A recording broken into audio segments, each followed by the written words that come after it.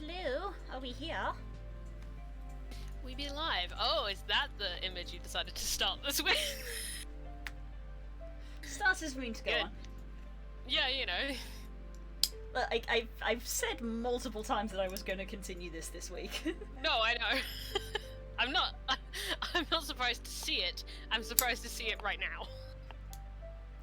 I was expecting to see it imminently. If I know what I'm going to draw, then I'll like. If I know I'm it up. continuing with something, then I'll put it up and put the little stream thing on it like I did with Ix. Yeah.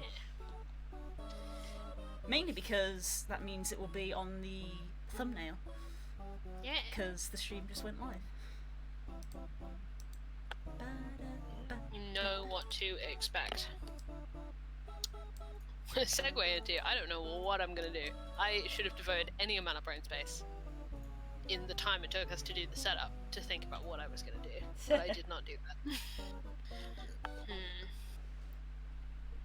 I put no thought into this other than continuing, but I don't know what continuing is going to subsist of. More of this. Yes.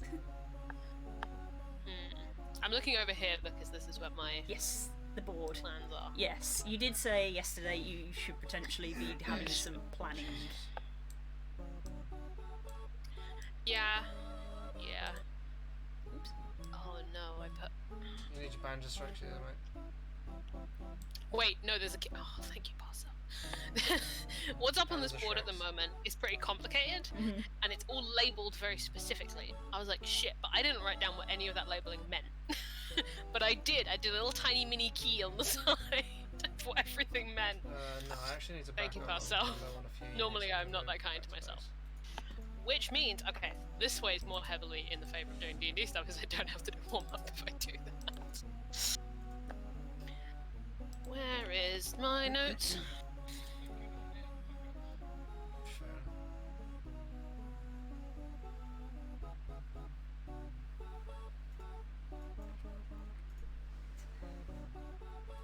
Well, now that that's been on screen for a while, I'm going to do warm-ups. Warm-up time. My warm-up is going to be sorting out the fact there's way too much on the stuff on the front of this right now when there should only really be one or two things. Because that's a quick reference, there shouldn't be like a bunch of stuff there, otherwise I get overwhelmed when I'm running really quickly.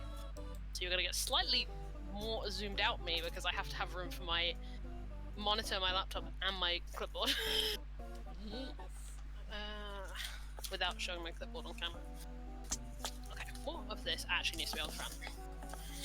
Yeah, I try and keep the front, like my quick reference stuff, pretty limited. Yes.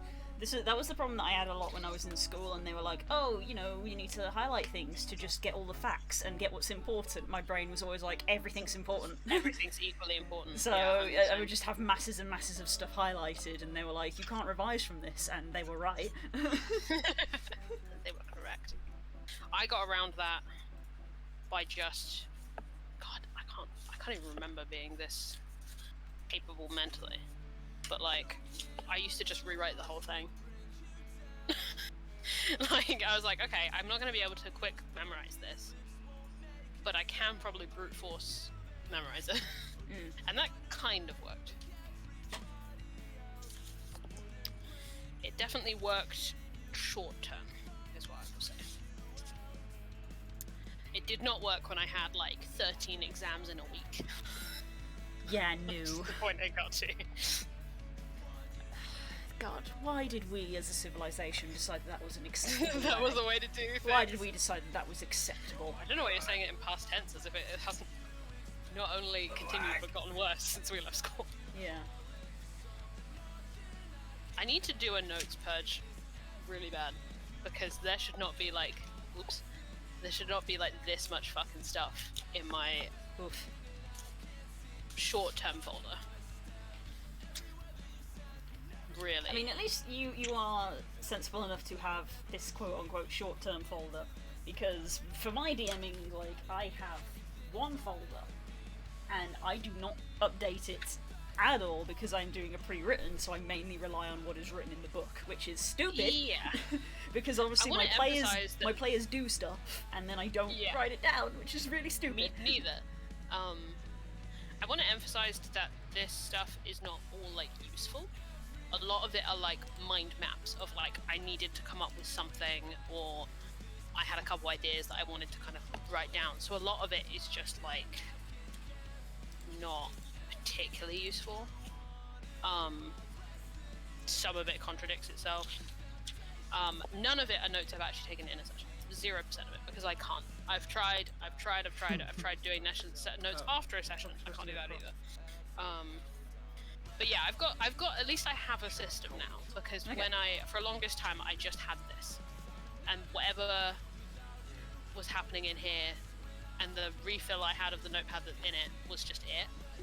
Now I have something of a system, and that kind of system is like, I'm just going to say that off the front there, but this is like quick reference stuff, so like stuff that is happening this session or could happen this session that I need to be able to quick look at. So like puzzles, maps, that sort of thing is on the front generally. Yeah. Especially if there's like a map that's got like a complete different set of like notes for me. I was generally better when I did do homebrew stuff with my note keeping, because obviously I had to make up everything. So I literally would. It's sort of like you as a quick reference. I basically I have a Google Doc which is like basically my entire campaign's plan session by session. Yeah. That I would sort of write week by week, as obviously when they get to a certain point in the last session, I'm like, okay, I need to write the next bit, and that would. Oh, thank you, Des. Hello. Hey. It's a woo time. Big woo time. I'm trying to find a page that contains only information you know, so that I can actually show you how much of a mess this is. Yeah, so dead. Yeah, so a lot of my things would go, and I would type it out in a Google Doc. I would have that piece of paper printed out and taken with me to the table, because this was back before the world caught fire. And as the session progressed, I would basically go down the bullet points and essentially just annotate them with key things that like had happened or had changed or that players had done. Yeah. You know, if I'd written a plan where it's like, oh, talk to this person, if they do this, this happens, if they do this, this happens, and I'd like cross out the one that they did. Yeah. And things like that. So that would be smart. But with the pre-written, because it's all in the book, I don't have a Feel piece. the need to. Yeah, I just read the book, so I take less notes doing pre-written, whereas obviously with the pre-written I don't have to do any world building.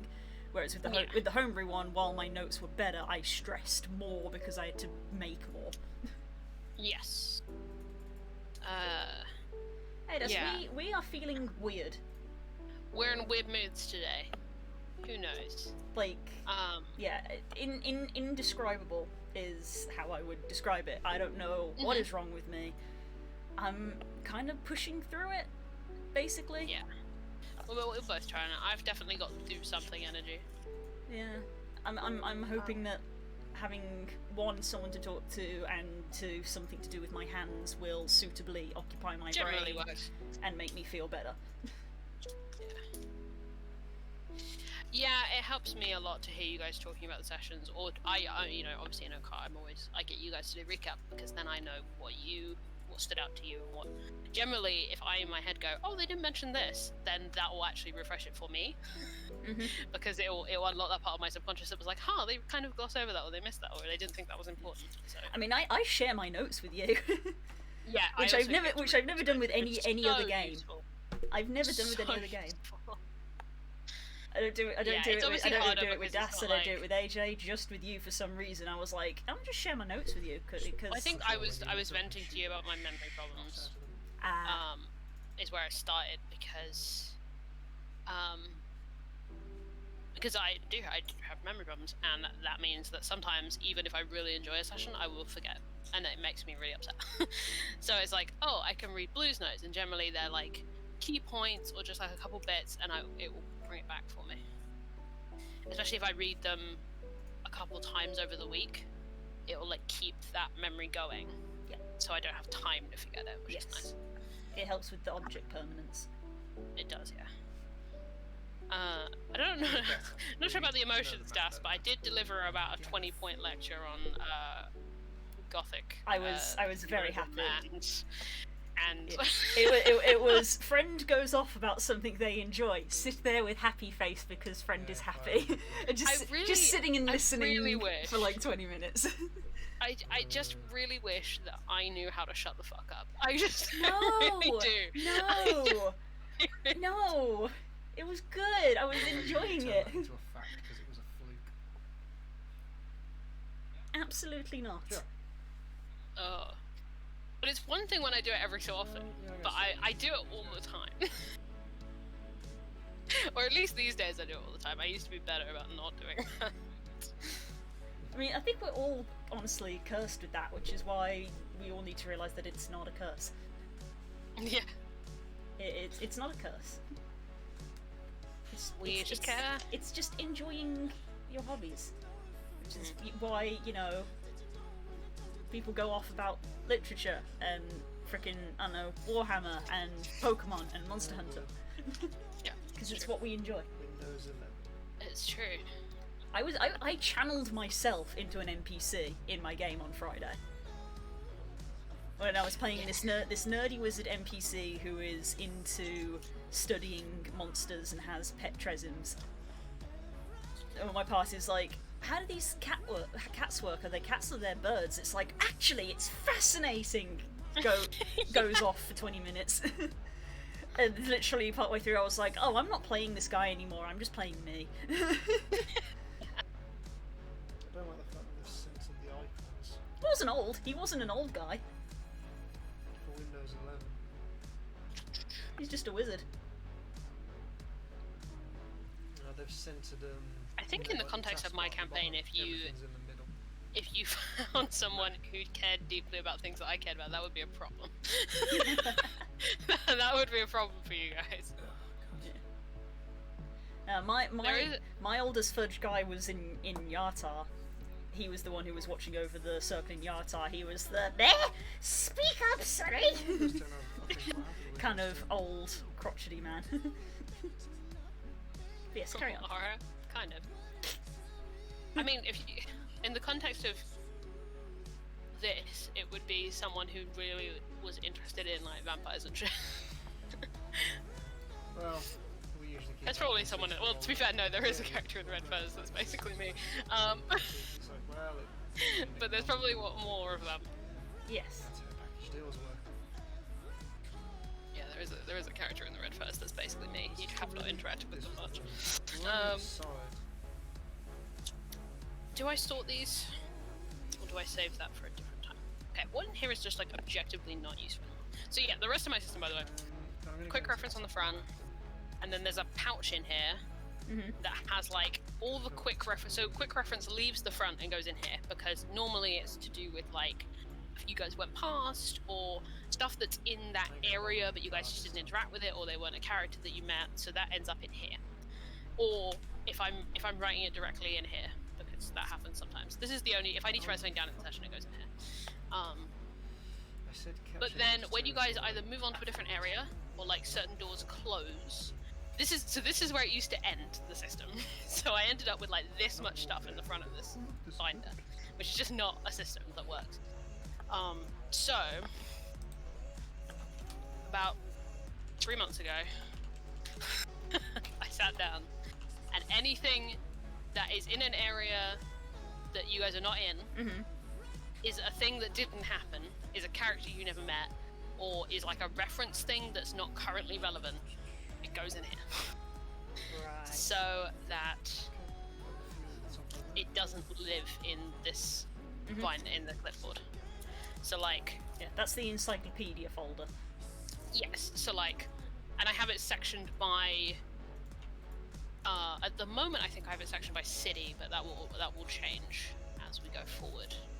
Because obviously, it's going to get confusing really quick if I keep all the Josiah stuff together. Because you guys have now Been been noted here. twice, yeah. So I might have different, keep it by city, but have different like folders within that, or I might move it into timeline because it is roughly in chronological order at the moment. Yeah, With- places and time were the same, but now they're not. Yeah, Because we've now they're not. because now we've revisited somewhere. And then all like character stuff, character and world building is at the back. Character in terms of like you guys, so anything you guys have told me in like meetings that we've had towards the beginning of the campaign. Yeah, I or, suppose like, that's the best way to refer to them. yeah, or like Zal's entire family tree is in the front of this. Nice. Family from that tree, one what's session. one of those? It's still a family tree if they're all dead. It's still a tree, even if it only has 2 branches. But this is from when, I don't know if you can see it, it says advanced Zal notes, because it's from when me and Kay sat down with Xanathars and rolled his entire backstory. Ah, of course. Well, not his backstory, but his whole like family situation. Because he's a mad lad who does things like that. Well, because Xanathars had just come out and we were talking about it, and it was like 2 o'clock in the morning, so we were like, fuck it. And then he rolled to have fucking 9 siblings, and we were like, well, here we go. So I did a similar thing, except they weren't. That was the Red Furs. Where Yeah. we sat in a coffee shop and just made like 10 NPCs together. Yeah. Yeah. Tala's is complicated because it, at the moment, it has all of Tala's stuff and all the Red Fur stuff in it, which needs to change. I have all the Hurry stuff. Hurry's folder is a unique mess. Because Hurry's stuff is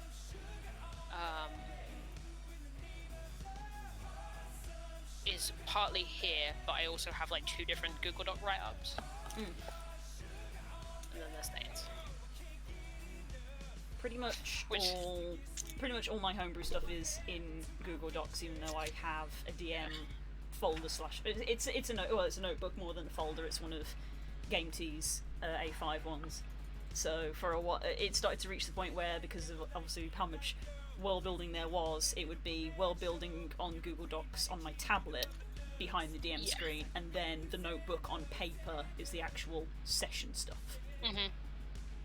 When I DM'd in real life, it was the same. I had my laptop there as my Google Drive, which has like my hardcore world building stuff in it, and then this is all campaign specific for the most part. There are some exceptions. Looking at you, political structure of the Rustinglets. Yeah, this is where you need to think bigger, Des, because there is a piece of paper in here, in Thane's little section. This is just all me working out 25 words for when Thane spoke to Lucille through sending. That's in Thane's folder. Aww. So you'll be surprised by what's in your individual folders. It's not necessarily stuff you would immediately think I would have. Yes, I have that literally written out. I don't normally have sending spells written out, but I was being very careful. And also I got time, because we did that in Discord, typed. I got to literally sit there and type it out, so I actually got to think about what I said. Whereas normally with sending, it's like, this character just received this message, what do I say? Normally Flare. Poor Flare. One grenade to get through. That boy. But yeah, this is also useful because I can see by like size of folders what happened in certain areas. Yes. It's like the original Josiah one is pretty small, but the Fallonsmore one is massive. The Fallonsmore one has 4 sections. Ugh. And most of it you didn't interact with or find. Probably about half of this you guys didn't even interact with. Or like things happened that then closed it off.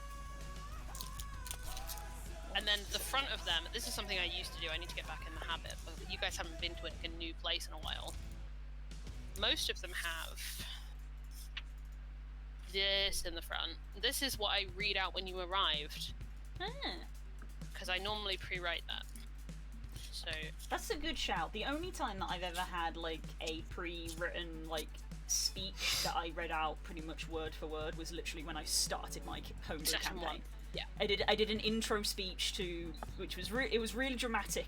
Which was I titled it Zoom In because that was what I described. It was literally like, we start in space, and then we see a planet and we zoom in, and see, then that's a good way to do it. and then you see continents and you zoom in, and you see countries and you zoom in, and you see a town and you zoom in, and you see 5 people and you zoom in. Yeah. Lucy, describe It was yourself is how I sort Yeah. of did it, but See, that's a it good was way long. to do It was longer than that. Yeah. It was important for me because my cities have such, like, specifically Rustingland cities have such unique vibes that I need to set it really quickly. Stop shooting. So like, Jestai has a very different energy to Phalanx. So getting like and especially they don't like have a consistent look either. Unlike other nations, they don't. There's very little coherence between them. So it's not like if I want you guys to have the same mental understanding of the city that I do, I need to like directly intervene. Yeah. I mean, I suppose that just comes from the side effects of these having existed in your head for like most of your life. Yes. Whereas especially Phalanx. yeah. Whereas with me, it was literally a we're gonna do D&D. Oh, I should probably make a world then. And so 9 times out of 10 it was, we're gonna go to this city. Oh, you are. Best go make the city then before you get there. Yeah, and when you guys go to other nations, assuming if that will be basically the case for me, because most other countries in my world, I have like vague understanding of their vibe, their like geopolitical significance, and then maybe a city or two. Don't have like the level of understanding that I have with the rest of them. Like, this is the place I have the most built. I have a little bit of Aramor, but not really. Is that not why you chose to put the campaign in? Yes, it 100% is. Because, and I simultaneously am glad for it and regret it, because it has been comfortable to run a game in a setting that I literally like can visualize myself in. Like, I know it that well. But at the same time, I think it's almost better to not do that, because it means you're creating an understanding of the place with the players.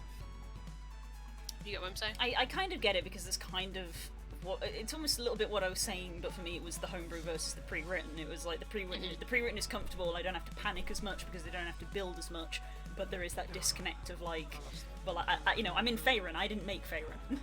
I don't have Faerun's lore memorized because I physically can't read it all, because there's so much. Where it's like, well, whatever lore there is in my homebrew world, I generally have memorized because I made it. It'll only take me like a couple of bullet points to maybe jog my memory, and then I'll be like, oh yeah, this thing.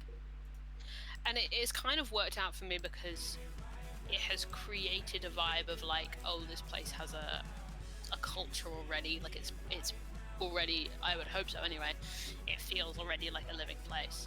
And a place that has tradition and has been around for a long while, even if it is falling apart. And also, you guys are all strangers to it, so the fact that I know it really well and can create an understanding of it that's based on its own history, can make it feel like it's a little bit like beyond you guys, but or at least strange to you guys. Whereas if you go to newer countries, your New Nesrans, your Oldathoms, they don't have that like centuries of established culture.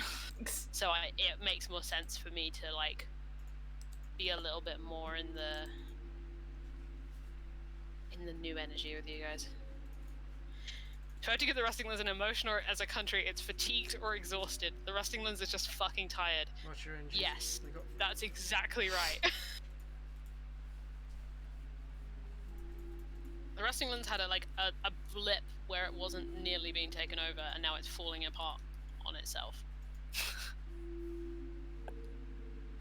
Like, the whole of Haloria is just constantly trying to implode. Haloria is the continent. Yeah. It's just constantly trying to implode for one reason or another. It's just deeply unstable as a continent. There's only 3 nations left on it. There was a time when there were many more. Yikes. Devinaria and Aramor just ate everything. And the Rustinglands is just like... sweating. Yeah, okay. Right, I'm gonna move some of this, because some of this I don't need anymore. I need that. I need that, but not right now. Okay, yeah, some of this has got to go. Sneaky bit of folder sorting to start the stream off, before I make many more notes that are then going to have to get sorted. Same with super glue and a paladin's oath. I will put you back together.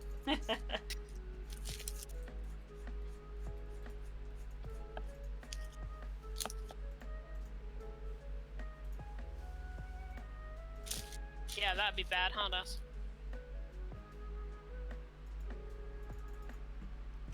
It's alright, Das, I'm already there. I'm already feral, and it's fine. I got you covered, it's fine. You don't have to worry about it. Being feral's underrated, honestly. People always go, oh, I'm gonna go feral, I'm gonna go absolute feral. I've been there. It's chill. It's fine. It's fine. It's fine. Don't know what the hype was about. It's fine. The voice break. It's fine. That's astounding. Well, if it isn't the consequences of my actions.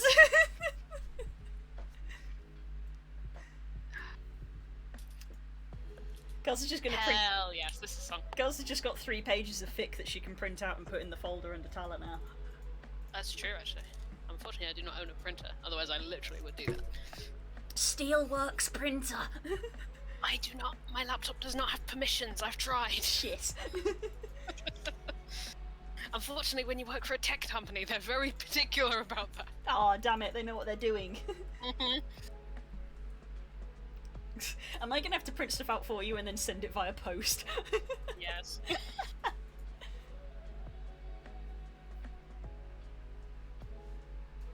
Do I still need this? Oh, yeah, I do.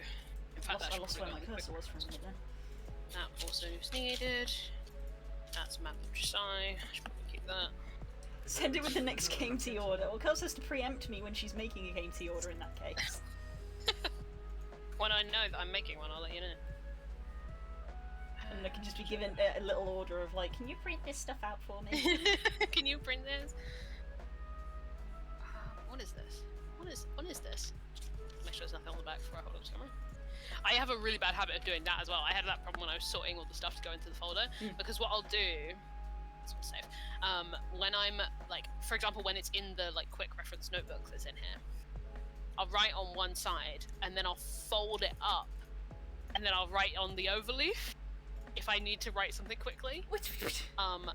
So what I end up with is this is about one thing, and then this is about another thing. And it's like, well, I can't separate these. No. Nice, that was a good hit. Carefully just ran one you did. That's at least one benefit to keeping a lot of my homebrew notes solely on Google Docs, is that, like, I can't do stuff like that. Yeah. Yeah. The thing is, as well, with me, is I often don't know what the fuck I'm talking about. So, like, a lot of these don't make any sense to me anymore. I also still need...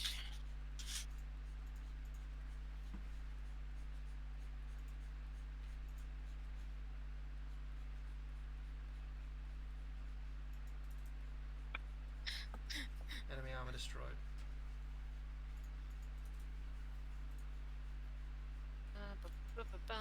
Breath of the Wild Right, 2 that's- got announced, so I should really finish Breath of the Wild Yes. 1.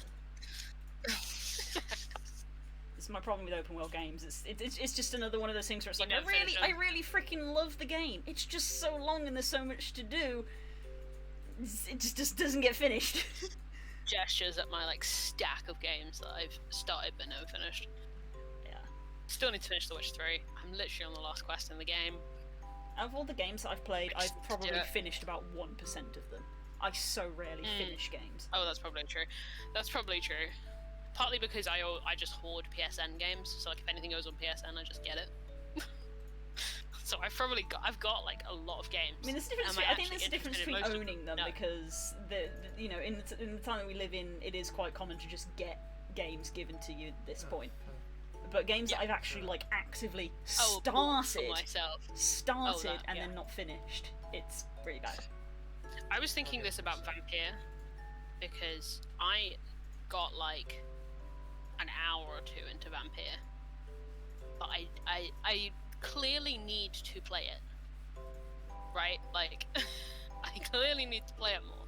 But the thing with Vampire is two things about Vampire. One, it's mostly open world. No, three things, sorry. It's mostly open world. It's one of those games that really incentivizes, like, digging around for stuff, especially, like, secrets about characters. And three, Gap in the wall. it autosaves, decisions matter, and there's no going back. Oof. So if you fuck up, it auto-saves. You cannot go back. But not in terms of like combat, in terms of plot. So if you dig too deep and a character turns on you, or you find out something, you can't go back. Or like if you mess up an interaction, that even if you like misclick, you can't go back. Yikes. And it's like the pressure of that. I need to just like enter a everything is fine mental state and just go, because even though the combat's really difficult, I did enjoy it, and I know it gets easier as you get higher level. But I've got this thing when I'm playing it all the time of like, am I missing something? What do I need to find? What is the, even though there's no way, I need to just experience it, fuck it up. I need my Dragon Age mindset of, I'm going to mess the first run up. That's okay.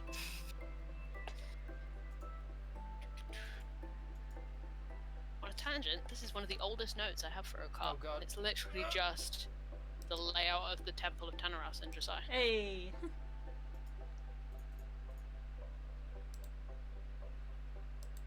Quest for Thane, it says in the bottom corner. That was back in day. That was a long time Back ago. in today. Lines are done, it's time for random Pokemon. Yes. Pidgeot? Fuck yes! Right. One of my favourite flying types. Squad regroup. Oh, who's this asshole? Andre Astor. Hey! I don't need that anymore. That's a joke. Love my boy.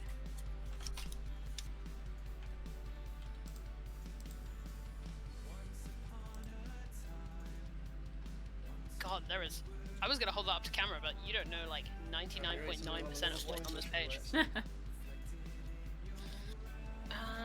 That's the 3 blocks of the army. I do need that. This is mostly for my reference when I'm playing Flare. It's just like people's titles and like key people that he relies on in the Resistance. This is the only thing that doesn't leave my quick reference. It's my calendar. Mm-hmm. Which doesn't look like a calendar, but I promise you that it is. I think this is probably like the image that I need the most that I can never find. And that's why it's so fucked up, because it's just been on the front of this for years. We are right here currently. Ooh. Going here to here. Ooh, Right boy. There it be. There it be. Nearly I a just famine. lost my 2 Raketans, there was too many units. So close to famine. What does it mean? What does it mean? What does it mean? What does it mean?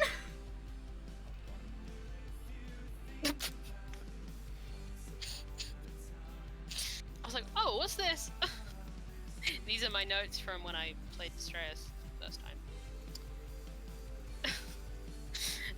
The top of this just reads, just go feral in big letters. And then underneath there is the word Destrayus, and then next to it in all caps is the word hubris circled. Ooh, for Kachushka. Sure. Cool, I know what that means.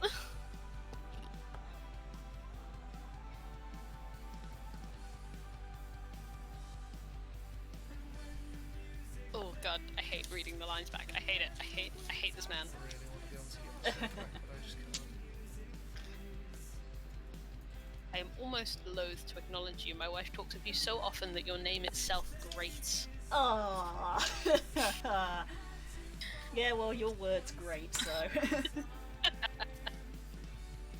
Fuck that guy. Mm-hmm. Everyone dislikes Yeah, that. pretty much. Hey, fuck you, buddy.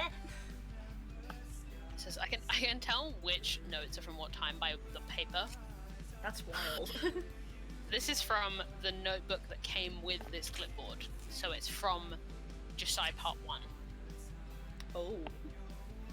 It sure is, under the Temple of Masan's third eye. Yeah. These are the notes for under the Temple of Masan, which probably means that this is more Masan stuff. The floor is tiled with round cat's-eye tiles interjected with clumps of small gemstones topped with glass. That sure is. To the sniping through the areas. That sure is. Ah. Session 99. What was this? Oh, this was from the rare piece of pre-written dialogue that I have done. Again, there's like lots of little like single lines that I just like. I need to get this piece of information out, so I'm gonna write it down. I rarely end up delivering it in the way I wrote it.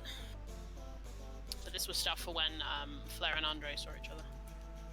'Cause that's important. Like it, boys, This is like just it. a single scrap of paper and it just says Roland. Huh. There's clearly more text, so I clearly ripped something in here not very well, but I think Roland is a centaur. If I remember. I think One of so, the yeah. centaur. I don't know what well, I know why, because it's a name on a piece of torn paper. It reminds me of the thing that I did once when AJ was doing a one-shot, and she timed it for when Max was visiting. So she was like, "Oh, Max, yeah. Max can play." And you remember me telling you this story? And literally on the night, just like looking at how AJ and Max were behaving, we sat down at the table and I said to Max, I literally hold up a finger to Max and I was like, "Wait." Got a piece of paper, covered it with my hand. Oh yeah. I It's wrote. a famous Yeah, story. I This is a famous wrote Breos on it, folded the paper in half, and tucked it in my notebook. And I was just like, I'm gonna leave that there.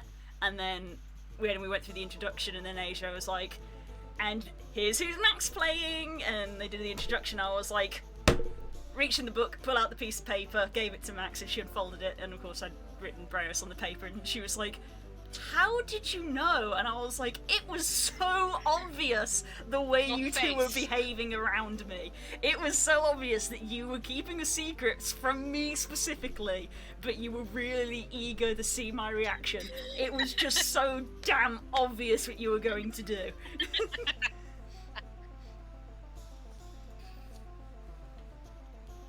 Oh, You might have to be more specific, Das. I know that there's multiple things that you have helped AJ plan.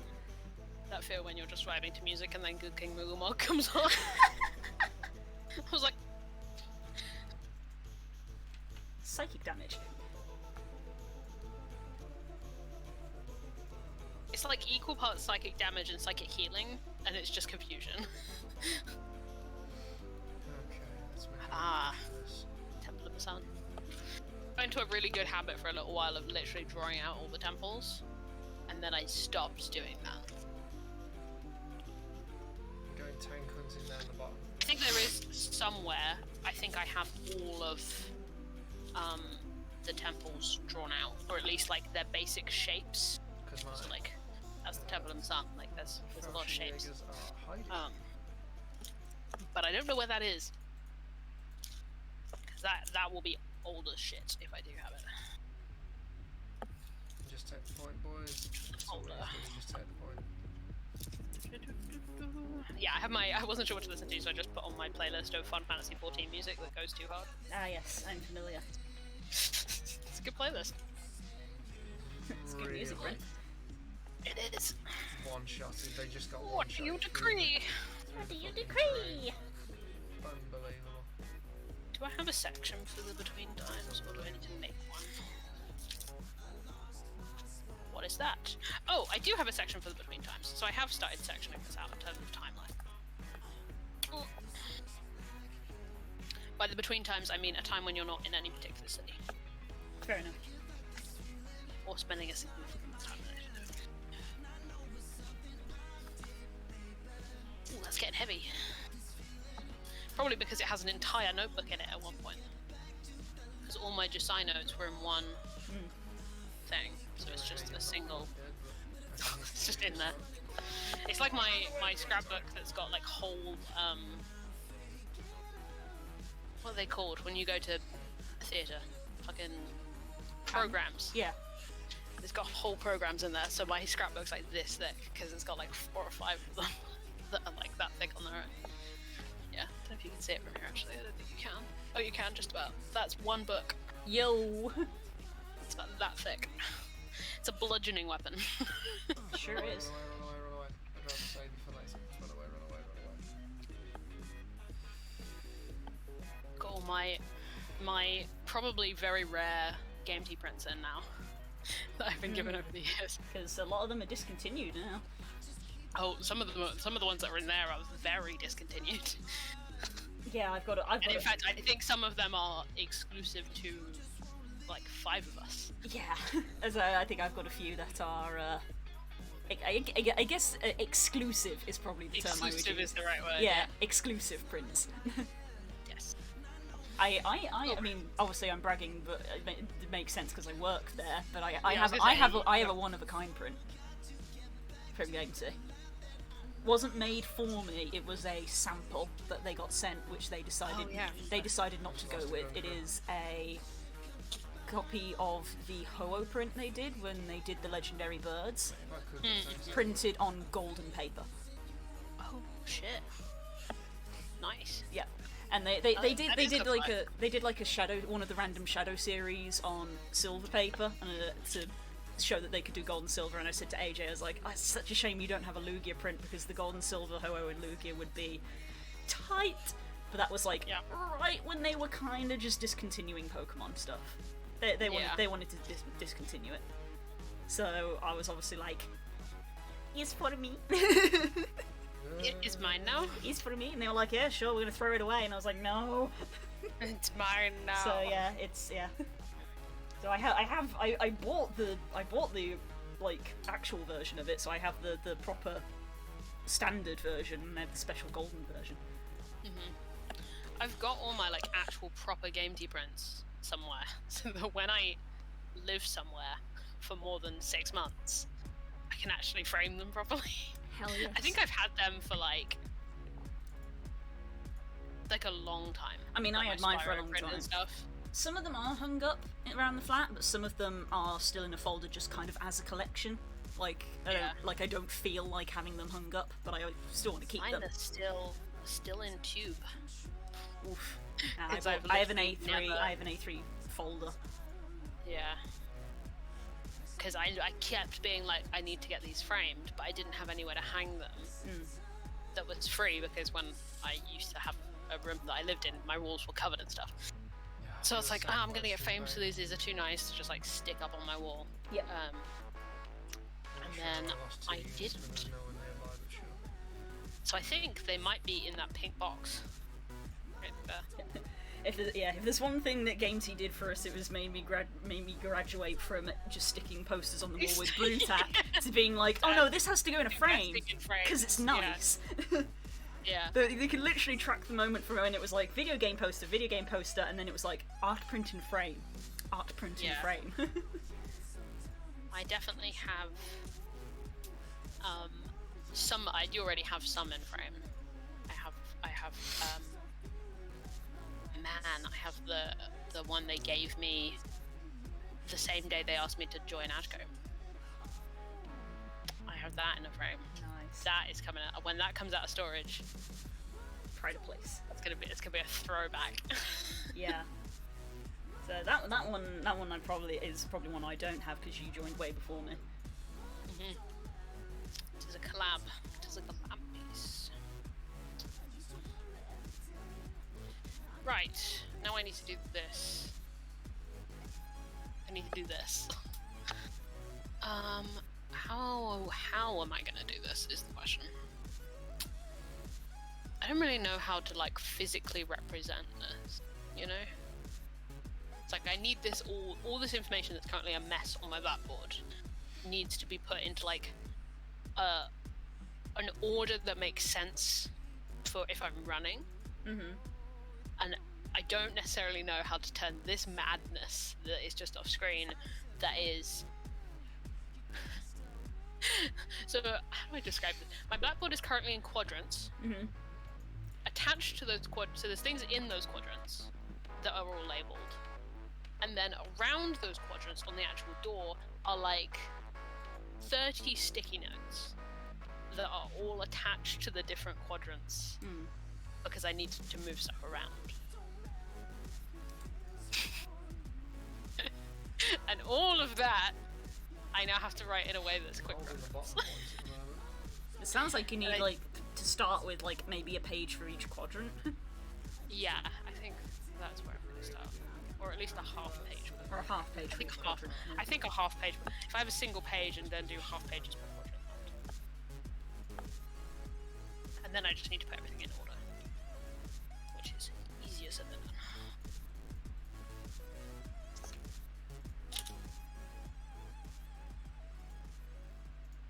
Good ASMR. Oof.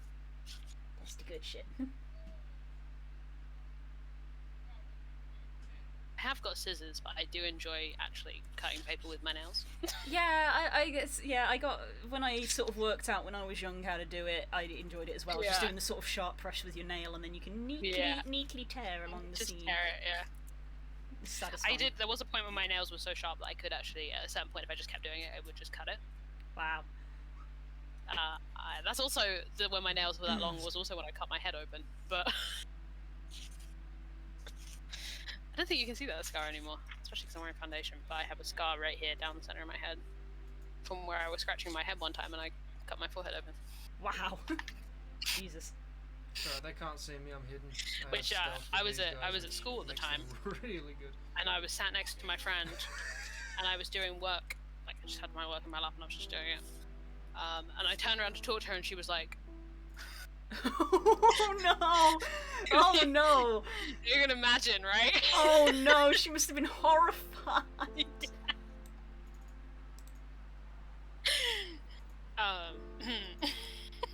Oh no! Did she scream? She was like, "Are you okay?" No, she was like the friend who was more. She was like the only friend that was on like my like sensible, chill level. Right. So she was like, "Are you okay?" Because I wasn't even aware that I'd done it. Because it was Yeah. like it was almost like a paper cut. I've It was, like, very, very thin. I've had injuries like that. Yeah. Yeah. And I was like, "Yeah, I'm fine. Why?" She's like, "Your head's bleeding. You might want to go to the bathroom." And it was kind of horrific, yeah. This is very on brand for you, I will say. It-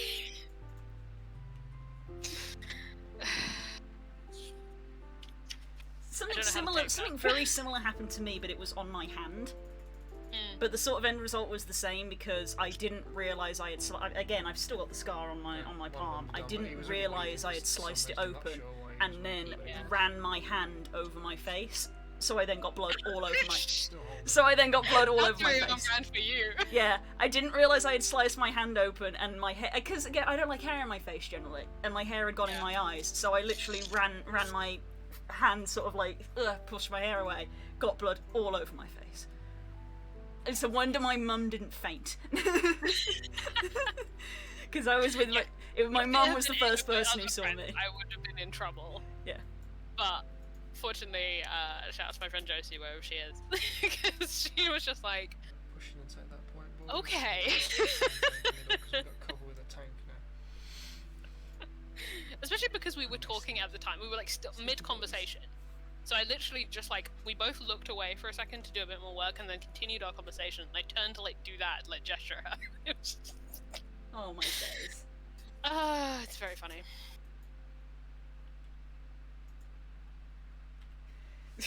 Me and Curls accidentally scarring themselves. Yeah.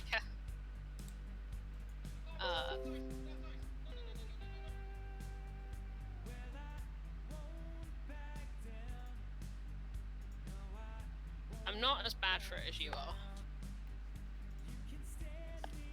Yeah. Like you will do it every week, whereas that's like my one. I mean, But the thing is- in my defense, the like random cuts and things that I get very rarely scar. yeah. But this one from this instance did scar because it was deep. It was Yeah. it being on my hand as well. You know, it's on the fleshy bit, so it was freaking deep. And it's probably one of, because I know that there's two, it is one of the reasons that hand-based injuries are strangely common amongst my Got any OCs. engineers? Ah. Because I get hand-based injuries a lot. Have you got engineers? It happens with Domar, it happens with Tala. I have two major scars on my hands. One from that, and one from a panic attack, where I sliced into my own hand in both palms It's fine. Yikes. during a panic attack. So yeah. So that's one for Blue OC bingo is hand injury. Hand injuries. Yep. I'm trying to think. Reoccurring themes. I haven't had Posey long enough for anything to reoccur. If she also gets an eye injury, though. Fair. I've spoken about the things on my hands enough times. I think I've forced them onto a few people where I've been like, touch it, you can feel it, because I'm that weird person. True. I do know this about you. I'm trying to think now. Now that you've brought up like reoccurring character things. Oh, Shit. we've talked about this What have so I done? many times. Like I'm thinking like not in terms Defend of yourself, character boys. Defend yourself, qualities, boys. like not as in terms of like personality, but like I'm trying to think if there are any like design things like that. For me, it's hand injury, potentially back We're not injury, here, you kill and hair poofs and flicks. Again, all traits which come back to me. Yeah. I'm trying to think, It's fucked, I think. because Another time. Glory, Marin, and Posey are very different. I'm trying to think. Bird symbology is obviously rife in my characters. Yeah. I mean, all of my characters, again, this isn't a design thing, or it kind of is. All of my characters have a thing about stories or fairy tales. Oh dear. Like Marin knew her entire history, Don't just destroy it. she created it from stories. Posey's got a thing about fairy tales.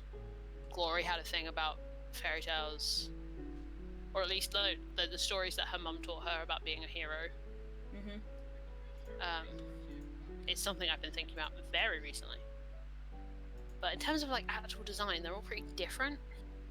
And I think that's intentional on my part, is I don't want them to Yeah. be similar. I mean, it's weird because my characters are all different, yet they still have these themes. It's weird where it's like both. They're different, but they're the same. It's both. Yeah. See, I think I'd have more luck comparing like Marin and Posey. I think Glory's kind of the outlier.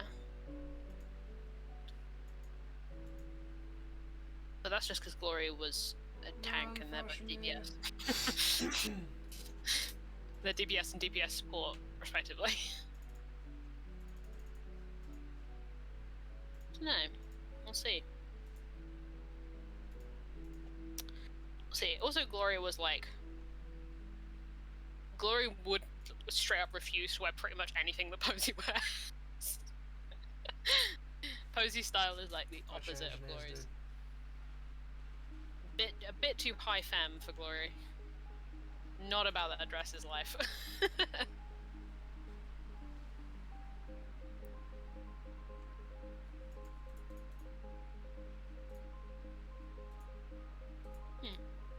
Oh, that is a Right. stupid idea. Don't go that way.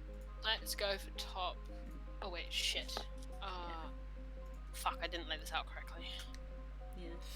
Well I mean, played. we've spoken about personality traits and things like that before. I guess we're referring to more physical things. Yeah, design Pull it elements. back, You know, bud. Yeah, if there isn't, or like symbology. yeah, symbology. Because Design we all know very well that personality bleed happens with everything. Yes. Well documented. Fuck, I've got to do the full fucking numeric reference for all this shit. Fuck me. Right. I think I want to jump on some Halo. What you should be doing is considering going to bed. I thought you were talking to me then. I was like, what? I've got a bit of time. Just so you're aware. No, I want to get the Jesus Christ, the damage. I want to get the points to buy some of the skins and stuff. That and Yeah, it gets. I mean, Halo Infinite. It all gets complicated when you open the door to like my NPCs, not just my player characters. Oh yeah. Because then it's like, well, suddenly the world's your oyster. With NPCs, you have to make so many. It's, you know. Making them distinct is the hardest thing. Or at least when I like you made the fucking amount that I have. And then you end up making people like fucking Nona. Time to just go wild.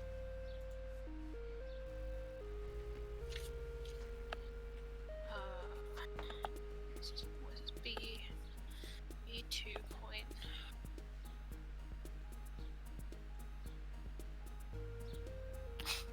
The Alexander music's really helping with the unhinged element of what I'm doing right now. Set that out.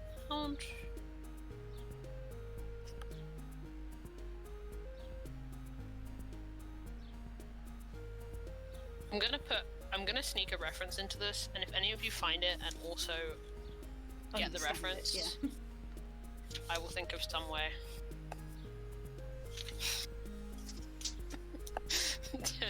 to reward you.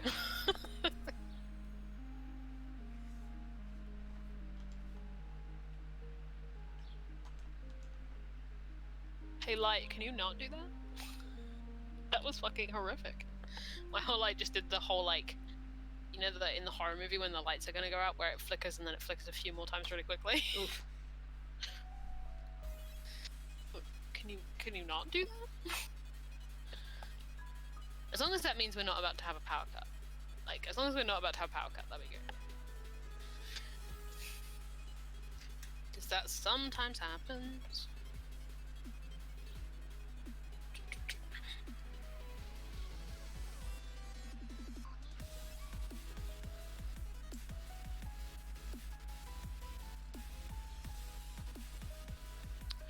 I know I'm not meant to open Twitter while we're streaming, but I did it impulsively. It's fine, sometimes I do it, so... And the first thing on my Twitter feed is actually a good topic to talk about. If you write fantasy or sci-fi, where do you get your names from? Do you come up with them, or are they just off the top of your head? A lot of them are fantasy name generators. Yep. Generally, a lot with D&D characters, I do look up in the Player's Handbook or whatever book what their naming conventions are, and we'll try to stick to them, generally. Yeah. And then also a mixture of, like, looking up names in different languages with meanings. For example, Tala. Tala is a name that means wolf. I can't remember which language it was from. Which is wolf blood.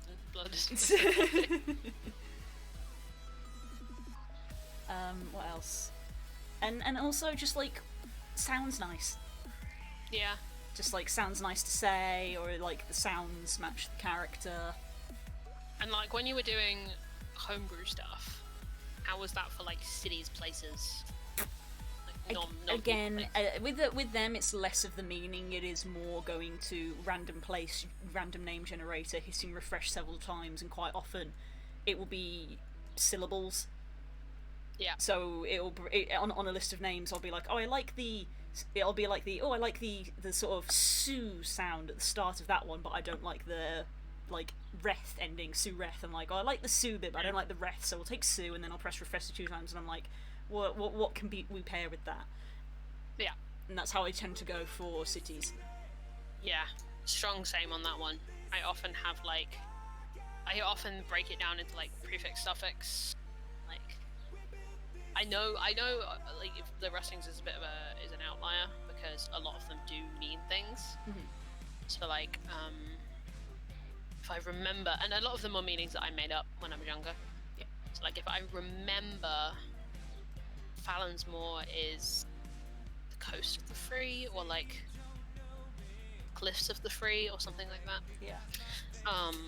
But then, yeah, a lot of them are just... I tend to not know things like that, which is why when I No, but like I made that up. Yeah, I random generated named a town that was Kirk something, and then when I put it in my world and they got there, AJ's like, "Oh, where's the church?" And I was like, "What do you mean, where's the church? You've never been here before." She's like, "Well, it's called Kirk thing. Kirk means church, so there's a church here." And I was like, "What? That's what that was?" You just know that? Yeah. Yeah. It's like some of them kind of do like. Again, go back to Fallon's more is like. It's generally more like bog, but water. It's close enough. So sometimes it is that easy.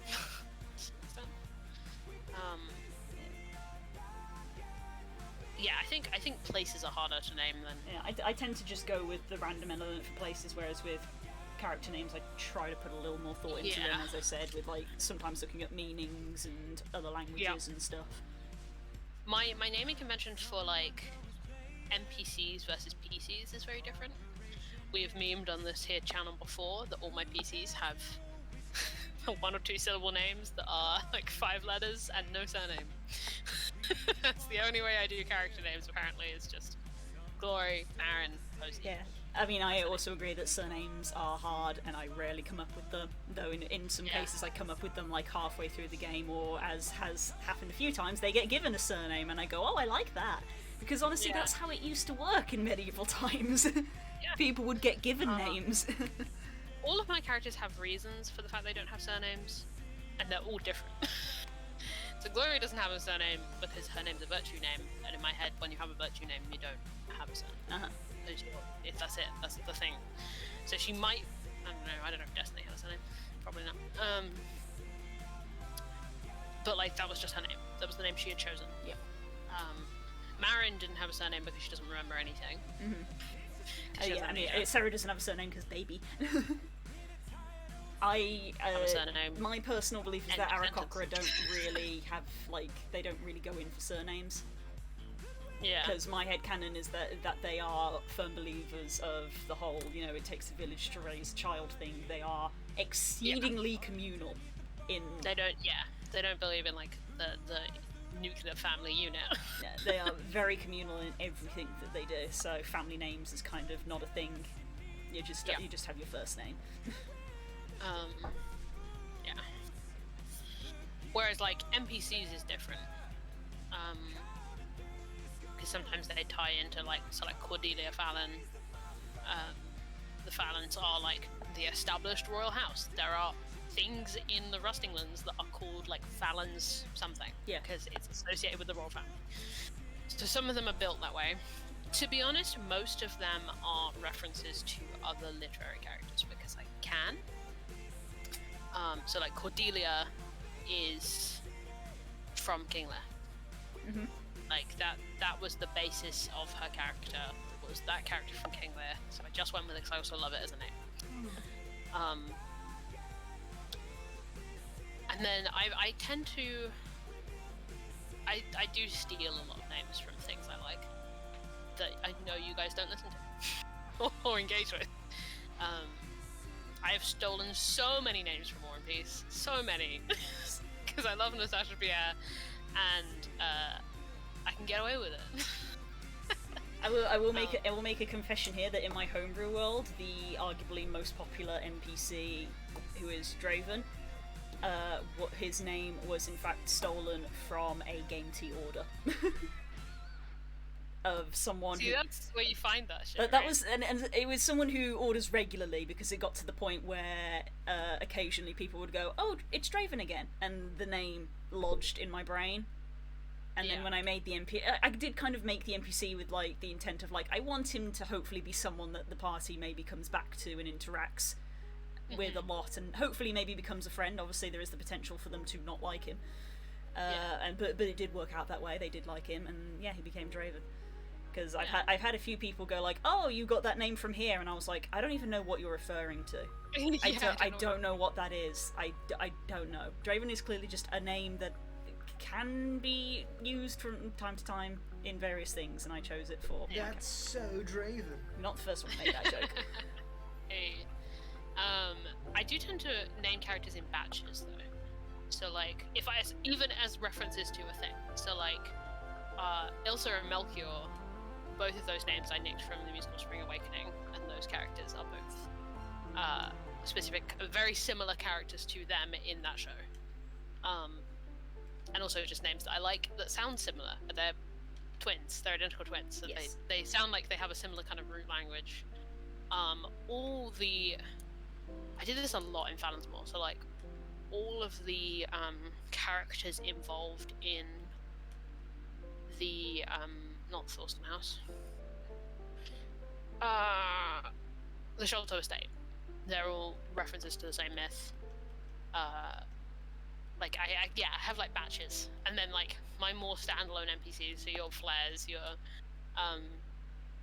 Cordelia, your Andres, they're all kind of named independently, but they're bearing in mind the others. So like Andre Astor, and the fact that everyone calls him Astor, is meant to like sound different from Flare and Cordelia. Like he's meant to seem like a different sort of character that comes from a different sort of environment. Yes.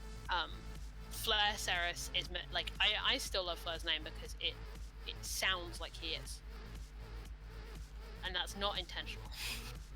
It's Flare Ceres. It's very simple. It's got a kind of strength to it, and that works really nicely. And that like it sounds really complicated, but really it's just like, does it sound right? Yeah. Is what it comes down Yeah, to. a lot of it boils down to, does it sound right? Flare is just called Flare because he's a light cleric. I was just thinking of names for a light cleric. Flare. And then Ceres just happens to be his surname. Because I already had the established... Also, I just like Ceres as a surname. I think I've accidentally used it more than once in many things. Because it's just one of those things I just like the sound of it. Yeah, sounds nice. It's like I've definitely used Loren more than once. Because I just like it as a sound. It's a surname I've read somewhere. This is legit a hack. If you've got like a generic fantasy setting, and you need surnames for people, especially if you're doing like a big event, go and look up the list of the people in the House of Lords in the UK. And look at all their surnames. This is legit. I've done this many times. It's a long fucking list. And they've all got stereotypical British names for the most part. Yeah.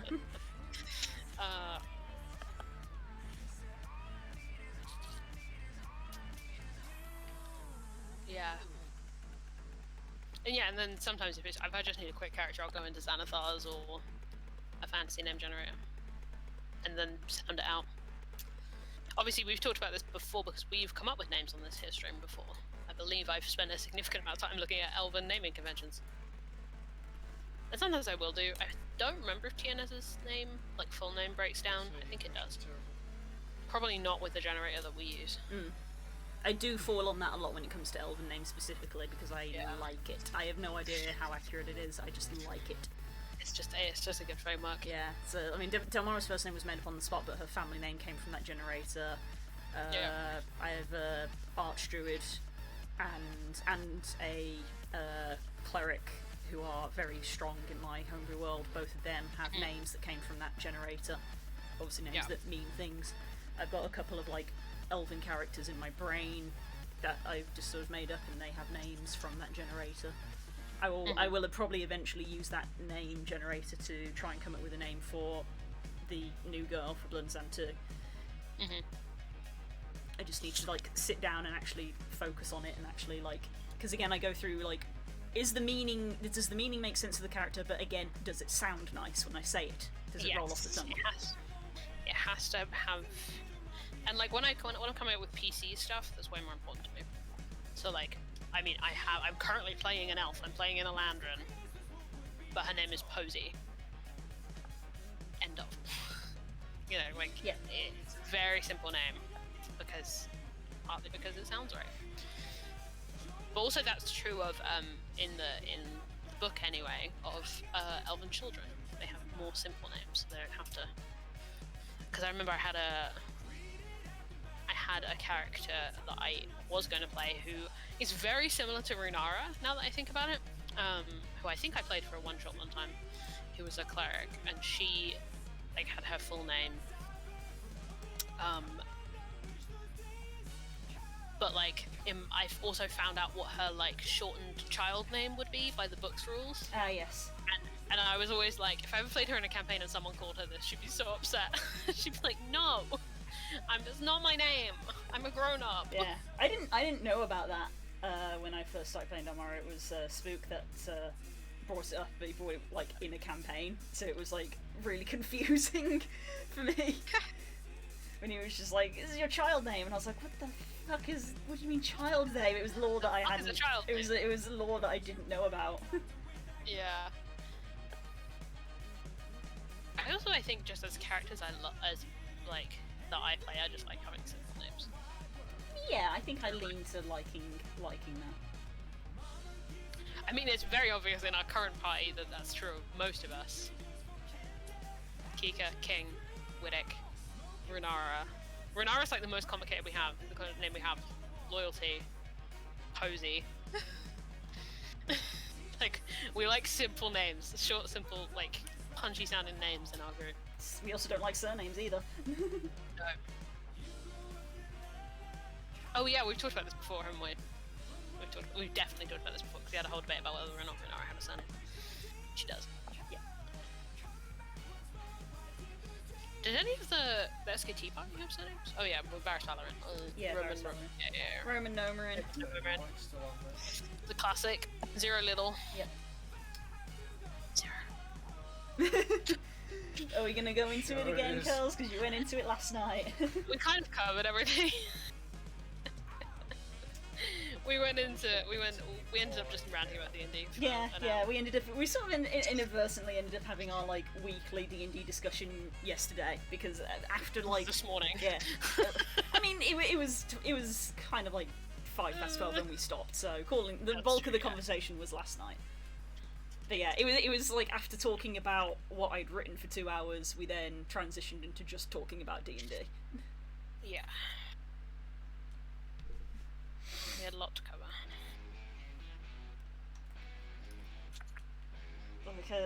Like I keep saying for all of my characters, just everything needs to stop happening just constantly. Little bit of everything, all of the time. Oh wait, fuck, none of this is right. Yeah, there's a lot going on. And we're in control of about 10% of that. And I use control in the D&D sense. in however much we actually control anything. I'm currently watching them play Phoenix Wright. Really need to be drawing out the way that I'm doing this. But I'm just gonna.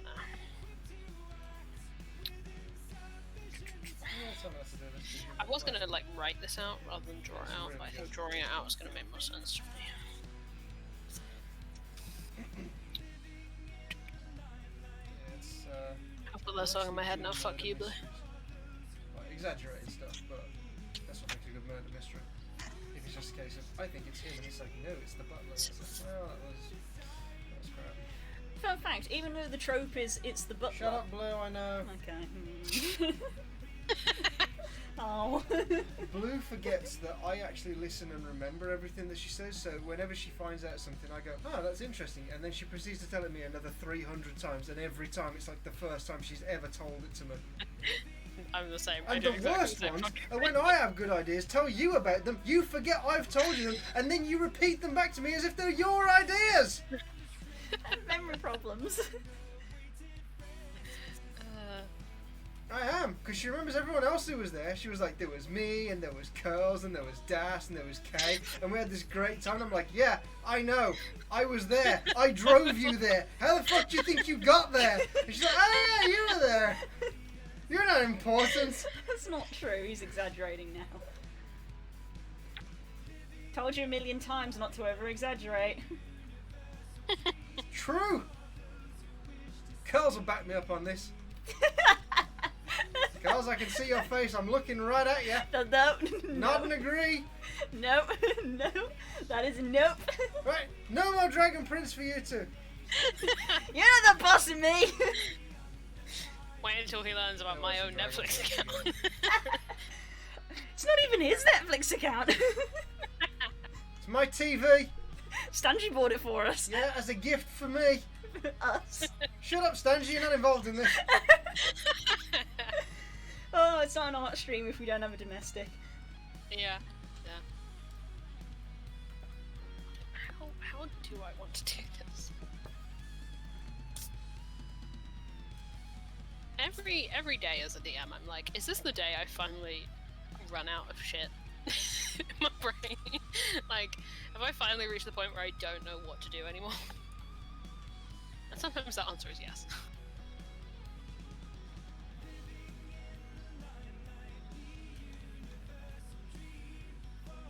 As Blue can attest, because literally we got, like, what? An hour and no, like 2.5 hours into our conversation when I was like, wait, I have an idea.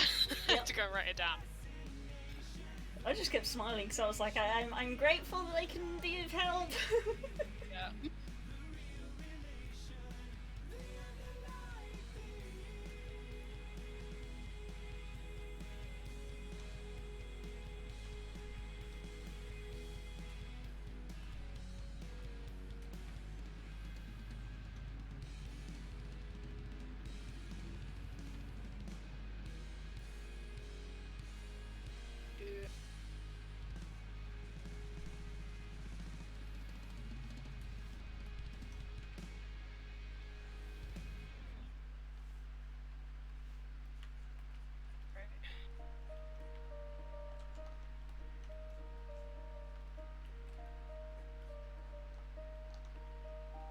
Yeah, you can kind of sound it out like that name-wise. Even if I always forget how to say it. That's another trick with a lot of my names. They're normally spelt the way I say them. Just for my ease and comfort.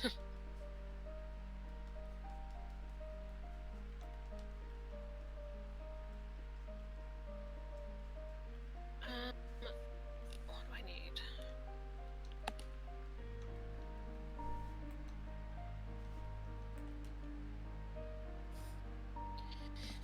I need a website.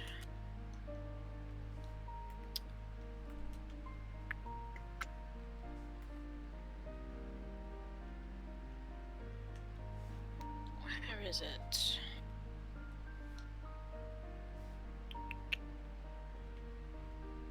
I really need to put all my like websites I use for DMing in a single folder in my bookmarks.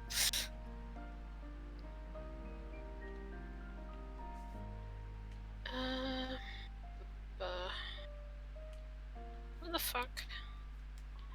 Where are you? And I'm so sorry. Thank you, I thought you were gonna finish it then, I was really worried.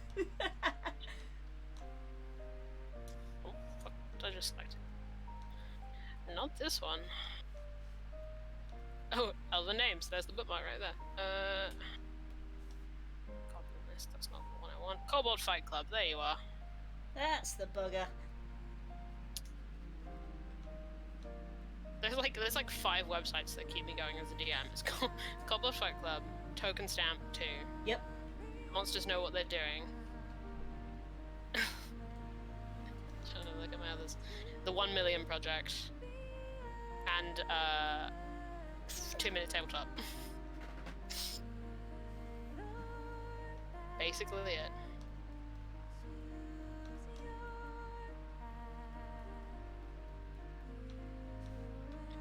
What is this? Oh, I've not actually used this, but I have Dungeon Scroll bookmarked in case I need it. Just in case I need to make a map in about 50 seconds. I also found a website that makes, that has the template for the D&D stat block, the 5th edition stat block. I think I have You can just fill it in. Yeah, it's what's it called? TetraCube. So, if you just Google it, you'll find it pretty easy. And it also, I discovered, saves whatever the fuck you last put into it. So if I load it up right now, it still has Distreus' stat block in it. That's the last thing I changed. Distreus' stat block is about this big. Oof. That's like when Matt hands grog, the bit I thing, and remember. it's like fucking this long, and everyone goes, Totally. oh. Yeah. It's like, what does this do? See you tomorrow. Oh, fuck, I just closed it. I literally went in here for the purpose of using it, and then I closed it.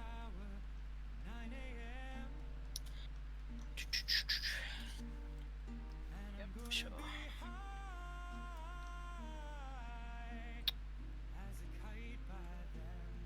I wish I could filter. I want a list of all D&D monsters, and I want to be able to filter it by vibe. Vibe. It's like, I know what vibe I want.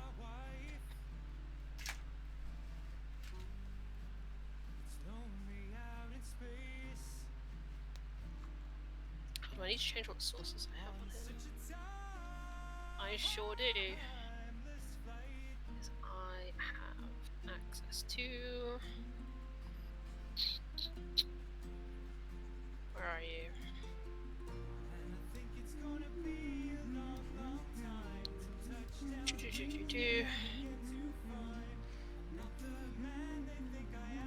Fucking name of this book has left my brain entirely. Famrictons. Yes.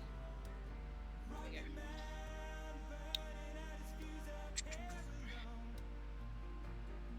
Oh fuck, this song goes so hard.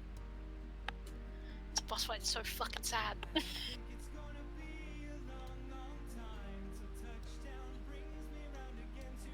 This is one of those songs that goes so hard, but the whole fight is just... For those in the chat who are in the know, I'm listening to Wayward Daughter right now. Final Fantasy XIV.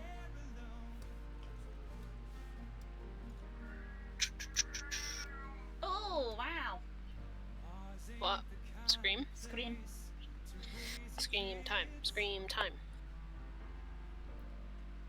Which means it's time for Dad to go to bed. It's true. Because she knows. Because she goes, Mother, if Dad's going to bed, I need to be fed.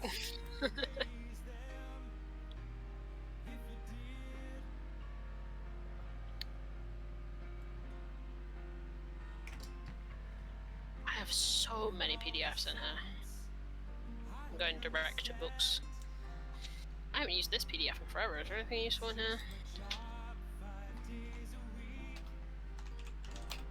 I don't think there is. This is the book I obtained from the DM's Guild for when you guys went to the Feywild. Or before that, even when I was coming up with the Feywild. It's called Lords and Ladies, and it's very, very good. Yep, we're back here now, Das. I realised that it was past 9, so it was time for me to wrap up the warm-up sketch and crack on. Yes. And I don't know where I'm going with this because I already really like it. but in my brain, but in my brain, I'm also like, it's not done. It's not done. How? I don't know. It's just not done. What do you mean?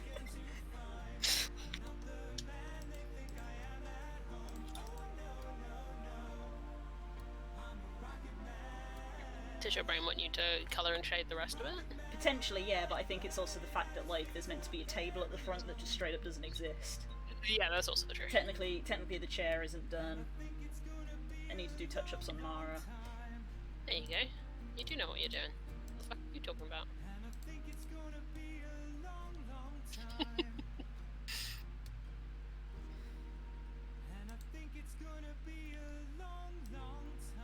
The chair.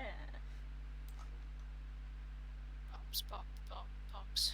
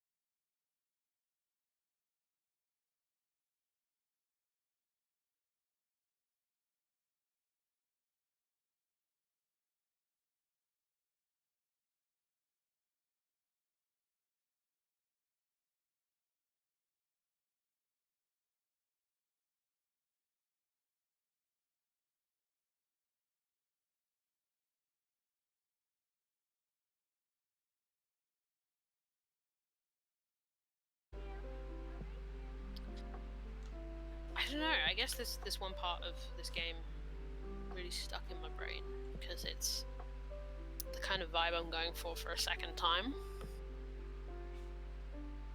Whereas the last time I used this as a reference mentally, I literally stole the mechanics from this thing in this game and just plopped it into Okar. But this time I'm just going for the same energy that it has.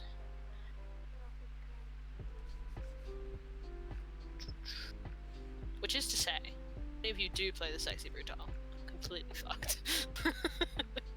It's fine. No, but seriously, people, you should play Sexy Brutal, I'm just saying. I'm once again asking people to play the Sexy Brutal. I've been tempted to just fucking stream it, from start to finish.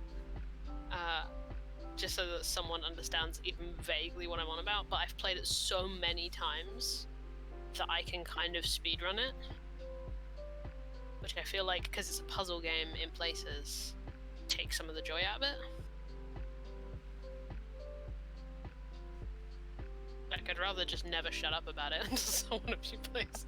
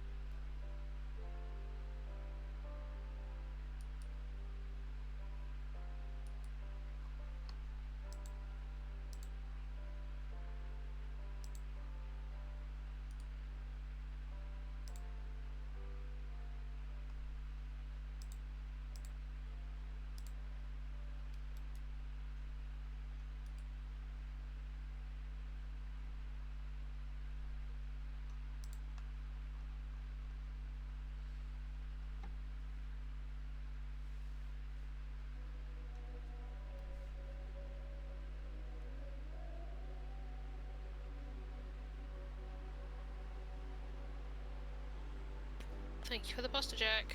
And take a sip. I literally just did, but I will do so again, because it's hot. My drink is empty, which means I have to go fill it up, because them's the rules. Do that. In which case, I'm going to take advantage of this and just do a whole universal of go to the loo, change my ice pack, because that's gone warm. So I'll be back in a few minutes, gang. I shall entertain.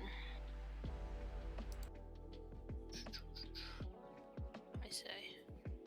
Concentrating.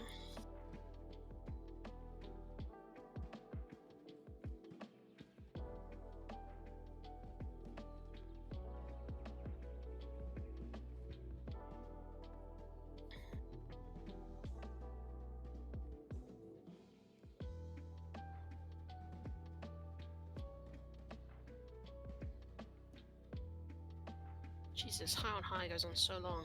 And Bending Steel goes on so long. Oh, there we go. It's at the end now. Yes! Into the Father! Yes! This song goes so hard. I know I've said that like 80 times. That's literally the purpose of the playlist. It's just songs that go hard. I know. I know this.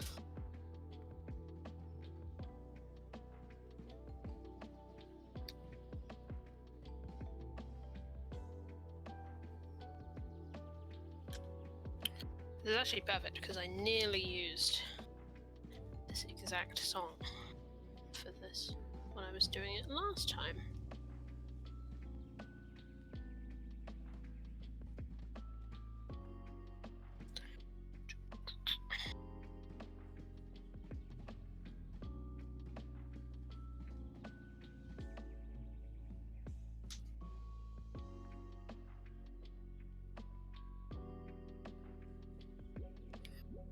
Okay.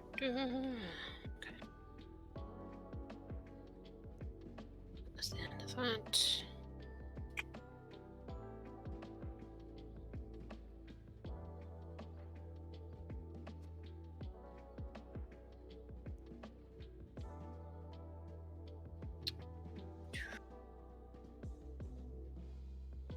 Let's go all the way to the end of this.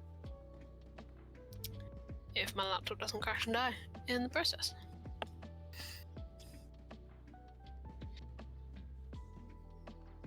For the amount of stuff I have to cover, I'm spending way too much time on this.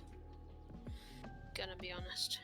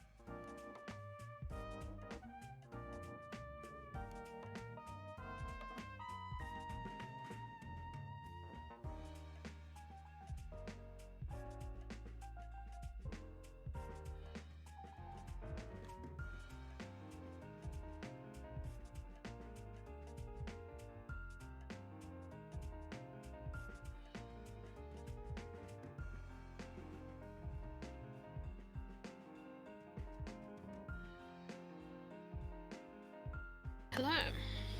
Hello, I am here. Back. I'm back. I had to really resist the urge to go in the fridge and get a chocolate bar because I was like, I literally felt almost ill earlier, presumably because I was so full. So Resist. Snacking is not a good idea. Resist. So I did not.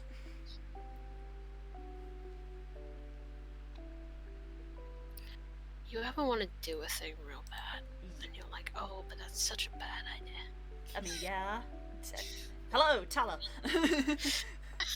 Damara, shall I keep going? Putting this here would be a terrible idea. But what if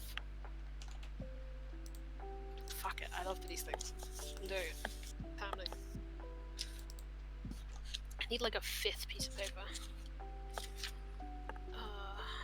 Sticky notes. This is exactly why I had sticky notes. Where are they? Oh, I've got like 4 different mods of sticky notes right now.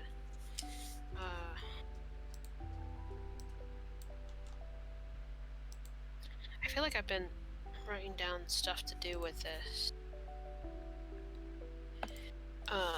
everywhere. Everywhere that I've had a piece of paper, and now I can't remember where any of those things were. Okay, coming back for that.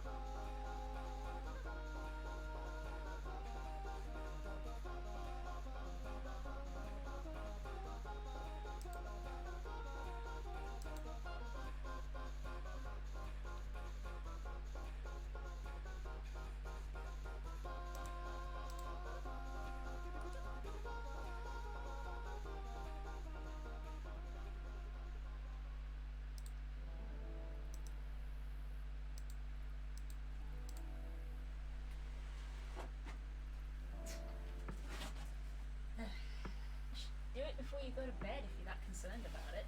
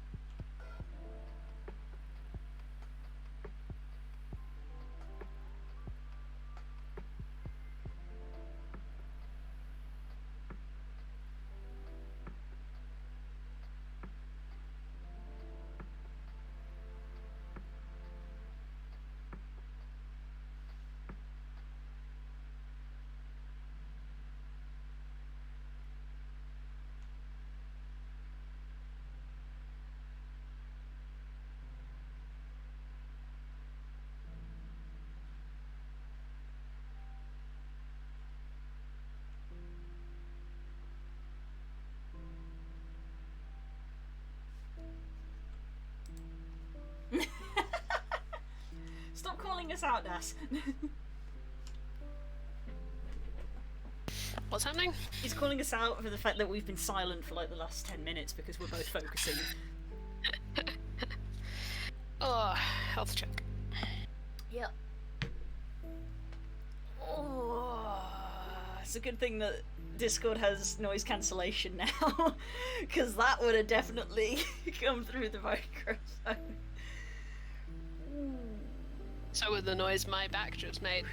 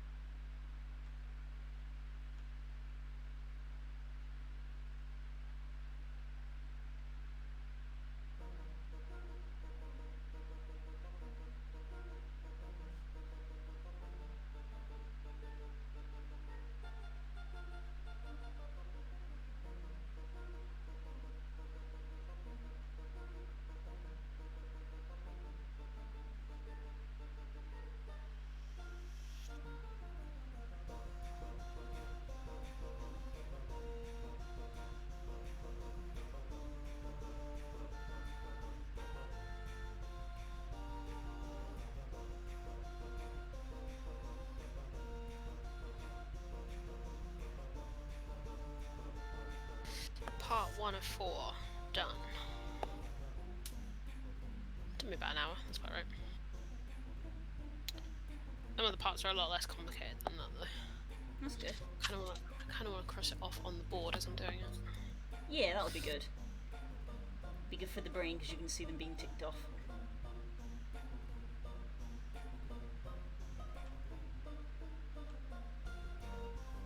Yeah, fuck it. Where's my chalk? There's so much chalk in this room. This one. Done. Yeah, I think that's done. Then that's moved to here. This is what my Monday nights are like. I'm planning stuff. Can you hear that? Like, good writing with chalk noises? Shh. Shh. Let's see if I can get closer to it. Hey! It's the good sound. Yeah. It's a lot worse when I'm drawing with chalk because there's a little bit more screeching involved. Not from me, but from the chalk. And sometimes from me, depending on what I'm drawing. I haven't drawn on this board in forever. Yeah, you keep using it for notes. Yeah, notes and quotes. Which is generally how I operate anyway.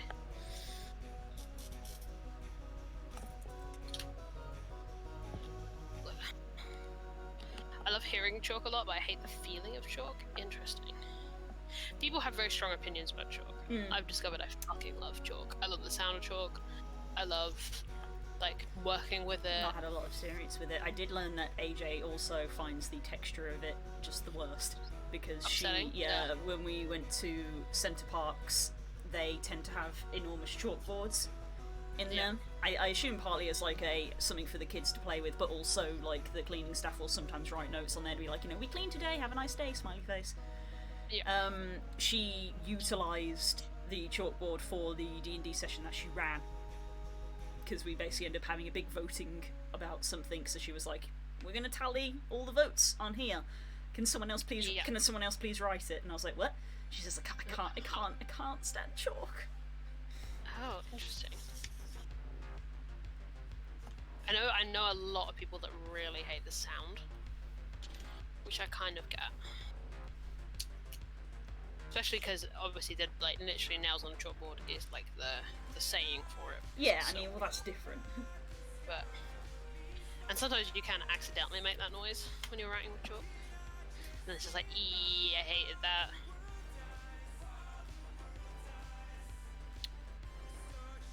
I pitch this way.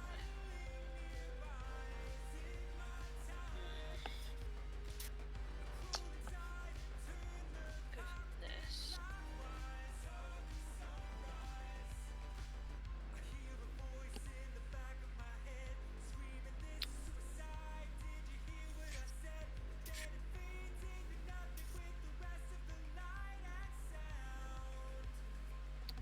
Welcome to today's edition of I should not be using this as a ruler.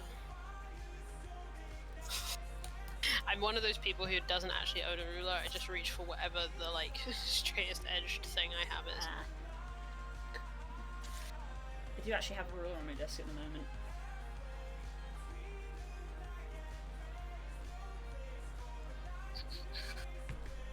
My TCG stack is very high. I need to have an afternoon where I sit and redeem a bunch of them. It is large.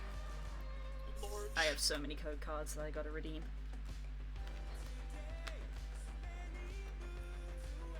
Not an invitation chat. This is the good chat, they know. You hear that, chat? You're the good chat. Now behave. We're the ones who misbehave. That's true. Our turn to go feral for once. What do you mean for once?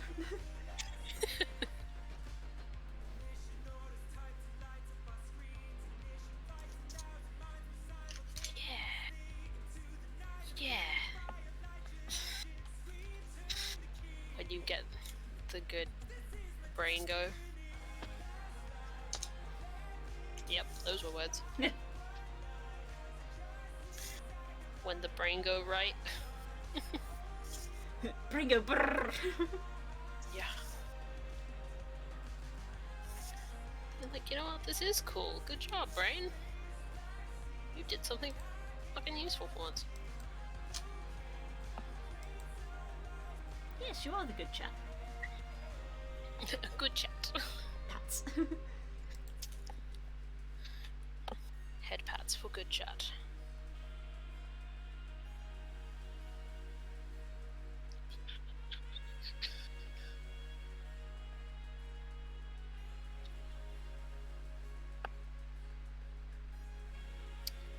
I'm just gonna do this and hope I remember what it means. I was gonna say tomorrow then. Not tomorrow. I remember what it means on whenever the fuck you guys get here.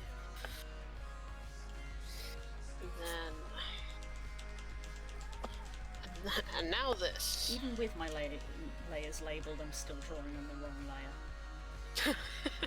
What's the point of labelling if I still get it wrong? This is what I've been trying to tell you people. Join me on the dark side of never fucking labeling your layers, even when you have over 100 of them.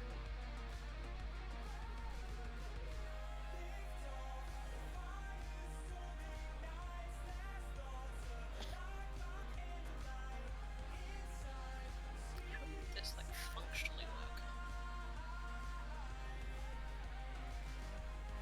Like that. Yeah.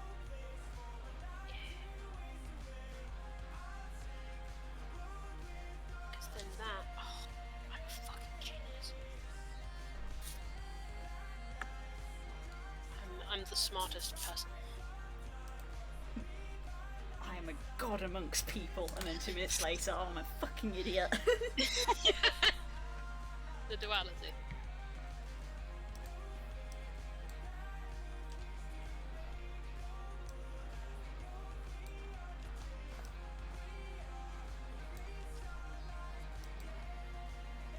The world exists to humble us.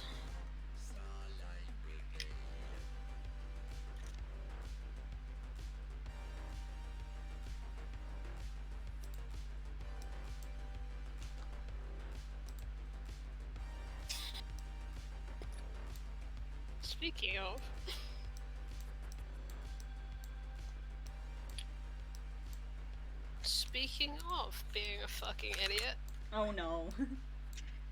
good job, me. Oh no, no, no, no, no. I opened this drawer because I was just looking for something to use as a thing to trace, and I was like, oh, my makeup drawer's got some weird shapes in it. That's what I need right now. I think because my foundation's nearly run out, on 2 separate occasions, I have gone, oh, my foundation's nearly run out. I should get more foundation. And bought 2 of And them. I've only just noticed that I have done that.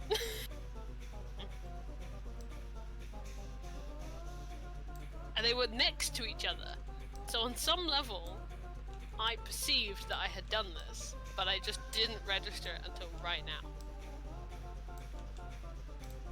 Good job, me. Guess I ain't running out of foundation for a while. Fuck. It's an investment.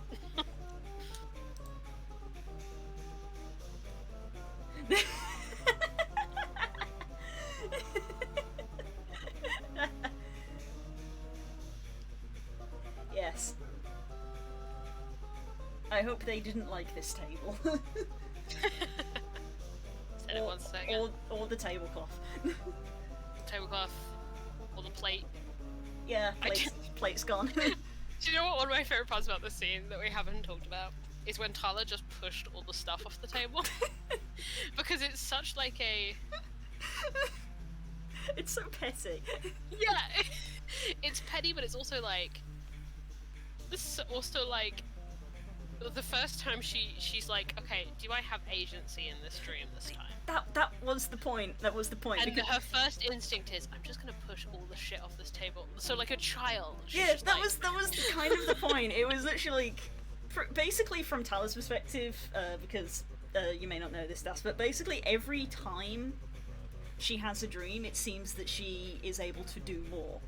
So the first ones, it was like, can't move, can't speak, can't even like turn your head. And then as they progressed, it became a bit more like, oh, I can look around, oh, I can move, and then eventually, literally the first one that you guys were witness to was the first one she was able to speak. So in this one, she was like, well, what can I do this time? So yeah, I'm gonna see, can I move stuff? Because she tried to stand, and at first she couldn't stand, so she was like, okay, I appear to be stuck here. What is within arm's reach? Breakable things. We can see you smiling. We can see it. It's such a... It's just great. I'm aware she's petty. No, it's not even that it's petty, it's just... It's like... I know this is the way that Mara portrays her, and therefore it's terrible, but, like, it is the, like, toddler who doesn't want to eat dinner. I mean, she doesn't. At the high chair, like, no. No. That's just what she's like, though. You know, she sits down, you know, and she's like, "Oh, welcome to dinner." And Tyler's just like, "No, I'm not playing your games." I hate all of this. No. Fuck off.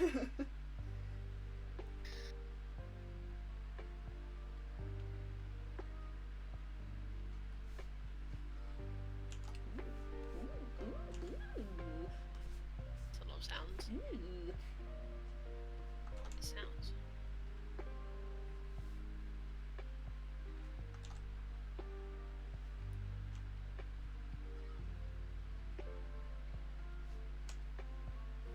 That saves me having to do that. He's trying to tool that does. Oh, damn, fuck. Yeah. There we go. There's patterning.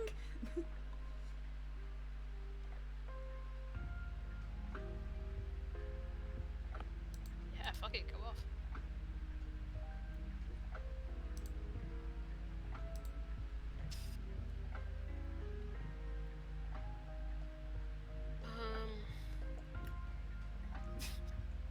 Welcome to DMing Prep with me, also known as How Awful Do I Want to Make This? Yes. It's like, I don't want to make it exceptionally awful, but I can make it a little.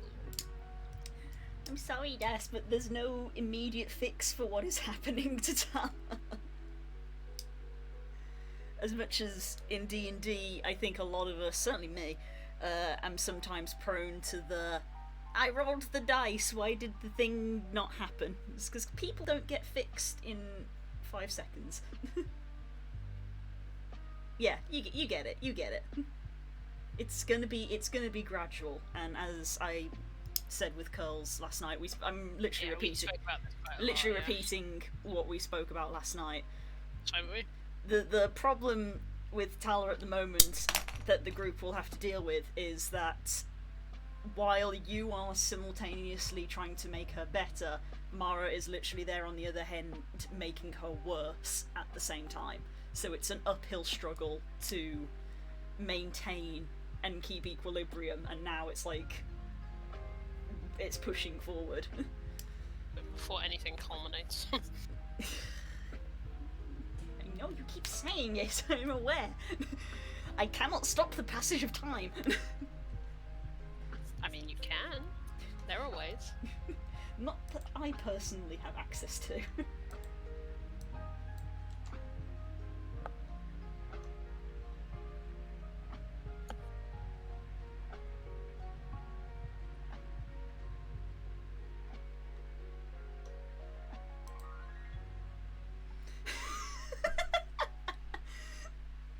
Be more specific, Das, I make loads of faces.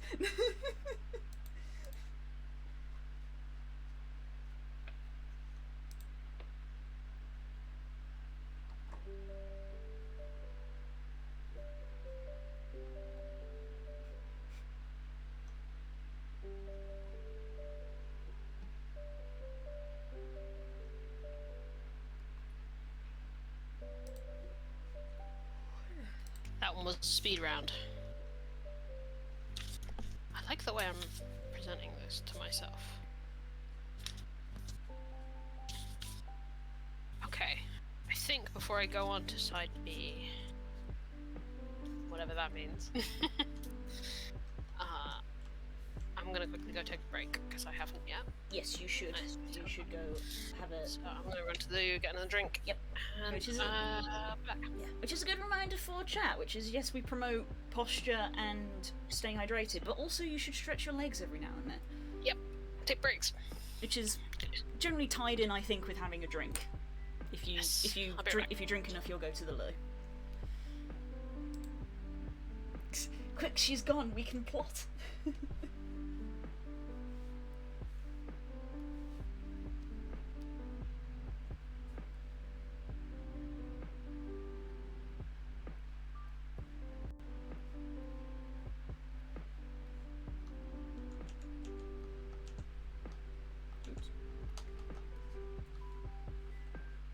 Oops.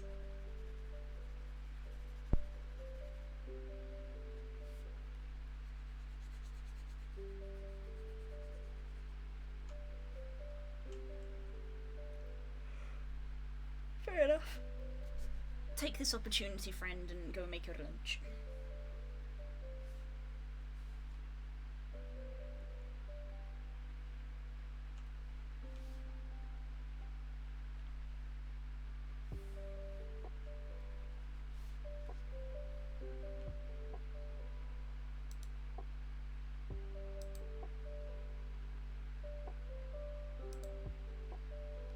Oh, you'll be okay.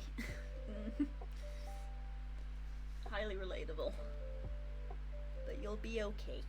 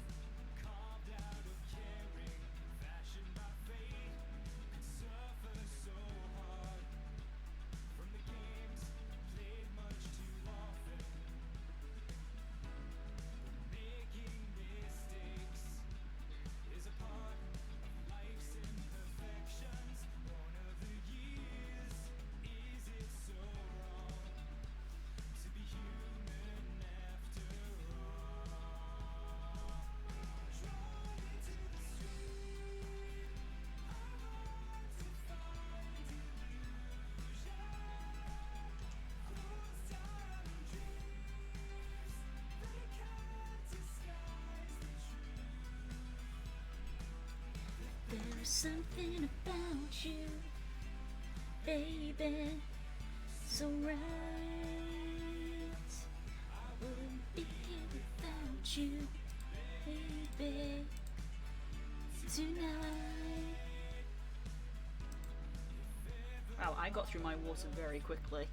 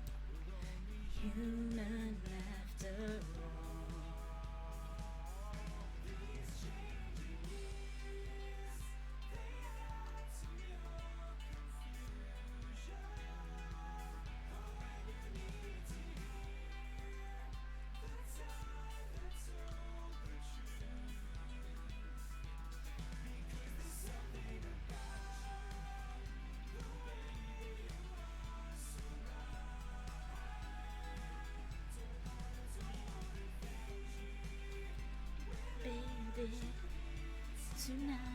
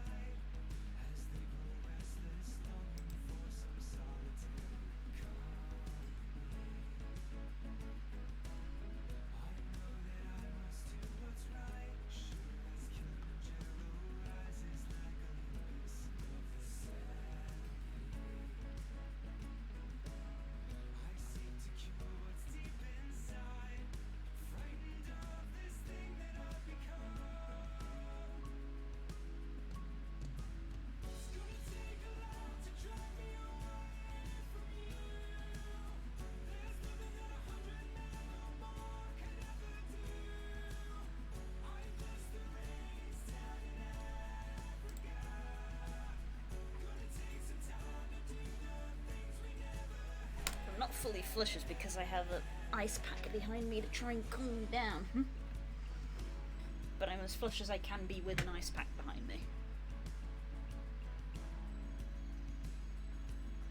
I have to refill my water soon.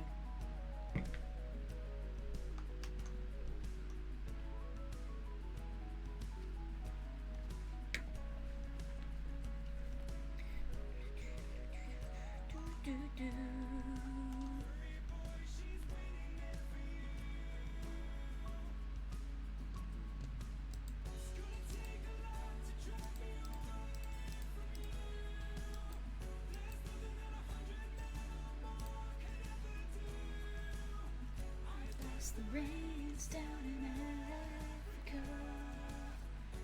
Bless the rains down in Africa. I bless the rain. Bless the rain.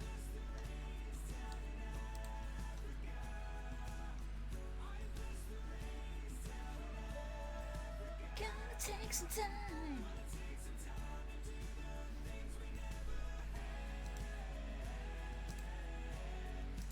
Ooh.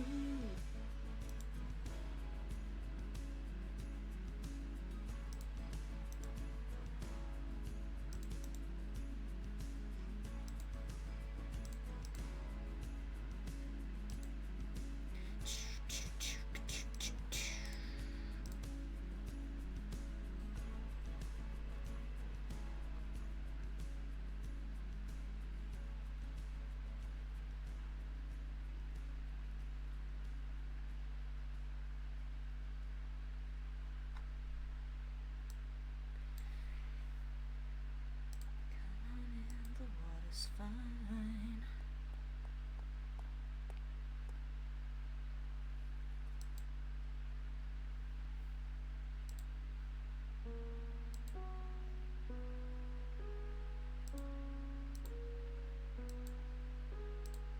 I have returned.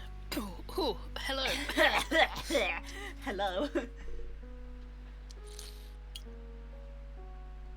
I have drunk a lot in the last half hour and my glass is already almost empty. Nice.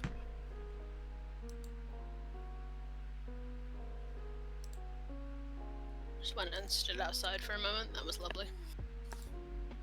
It's Nice. like, as much as I hate summer, I love this kind of twilight where you can still kind of see, and it's cool, and like everything's got that smell. Yeah, all that stuff the that's dried for a really evenings are long time, nice it because gets- it cools down. Yeah. The primary but it reason I does. dislike summer is because they get too freaking hot. So in the evenings when Yeah. it cools down, it's pleasant and I love Everything- it. Like I yeah, love being out. I everything's love got that sitting like- outside in the evenings. I absolutely love it. Yeah. It's the everything's got daytime I that good freaking like hate. that good like encountered moisture for the first time smell. You're like, ah, it makes me miss the beach big time. Oh, Because it's very similar to that like evening on the sea when you're just getting that cold wind come in, and everyone's like, "Shit, I didn't dress for this." You've been out too long. But the pro local move was to wait until that point because everyone would be like, "Oh, it's getting chilly. We should head back." It's like, no, now we leave. Enjoy the like 2-hour long sunset. You Gorgeous. literally cannot see.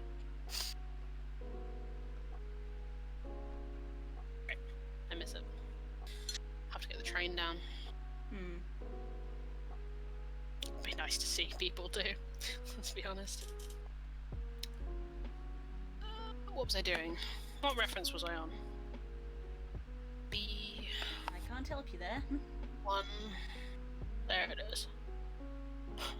This is very broken down. Oh shit, this is this bit. Okay, how do I want to do this? Yep.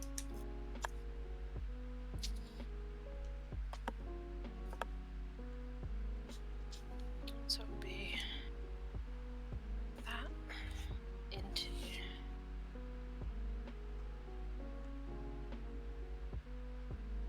that into this. Things that will make sense to only me. Obscure diagrams is the only way I plan anything in D&D these days.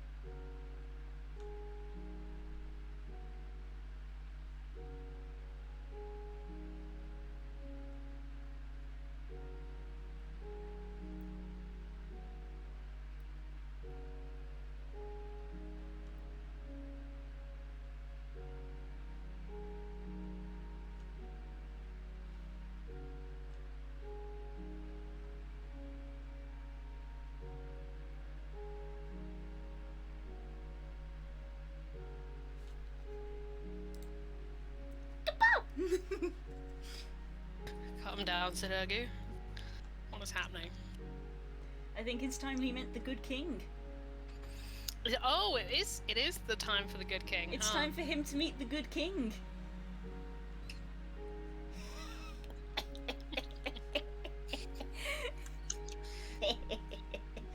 Luke rarely gets to do this person. Evil cackling at Final Fantasy things. No, Das, it's the good king. Stanji is going to meet the good king.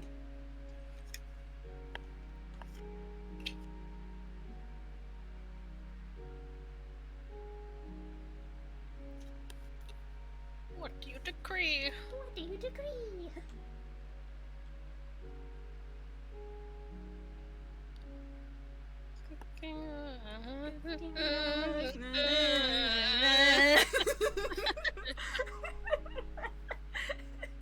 Yes, you know, that king movie. That one.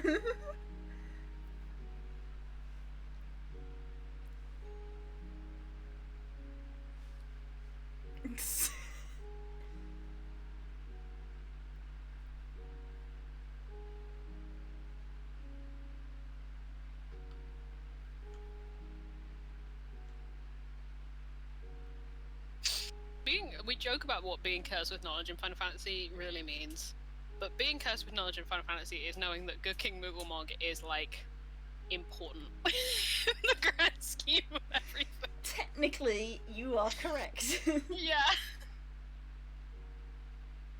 that's the true curse.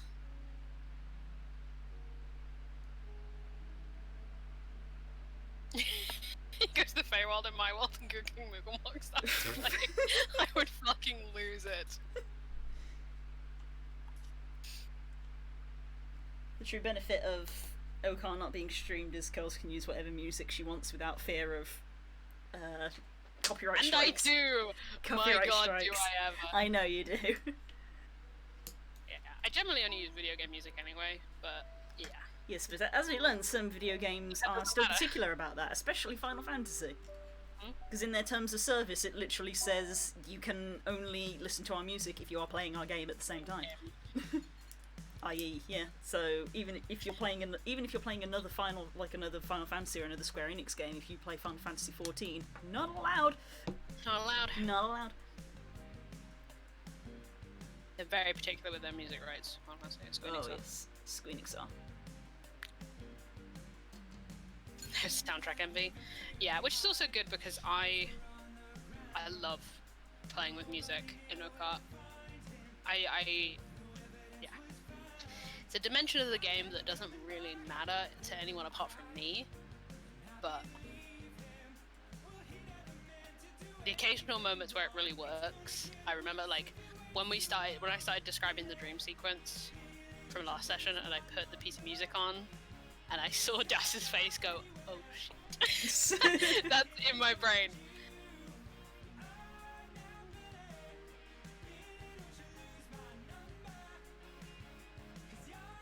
Das actually messaged me, as we were sort of getting into it, about that. He sent me a private message and he was like, the music is playing, this is not good. Yeah, what piece of music was that? I got this couple I have a subfolder for Mara.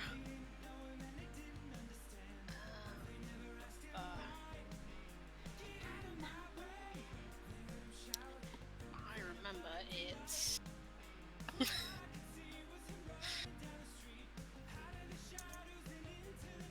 this guy. And it lets me, because I made those instrumental playlists for you guys, it lets me build on the like games and IPs that I used for those playlists to like build upon thematically. So I got to put Tala's theme on at one point, and that was great. But no, I think this is what I ended up using for this scene. If chat wishes to indulge. I am not permitted. You are not permitted, but the track is called A Night at Home, and it's from Vampire. Of course it is.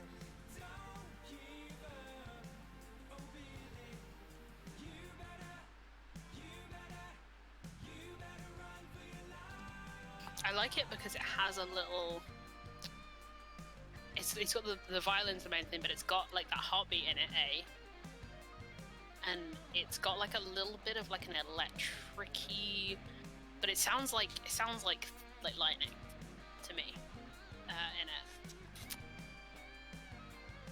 I think this is the one I ended up using for it because it feels like surreal. It feels like a dream sequence kind of piece of music. Electric Victorian, basically. Yeah, some Vampire stuff is a little too heavy into the electric, so I can't use it.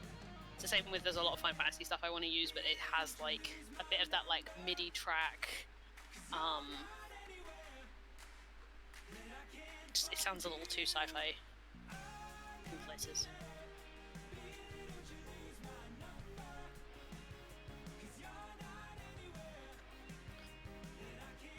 There are definitely tracks I've imported all the way into Roll20 and then changed my mind. Anything with a heartbeat triggers my fight or flight response. That's the point.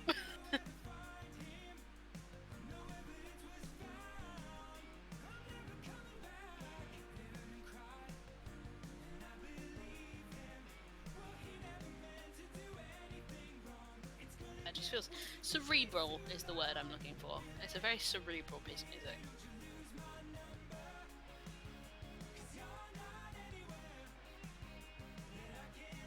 Yeah, I'm not surprised any of you to hear that when I do get to play Mara's actual theme, it is also from Vampire. And then I'm gonna go fucking feral. Oh, You want to see someone go feral? You want to see me do it again?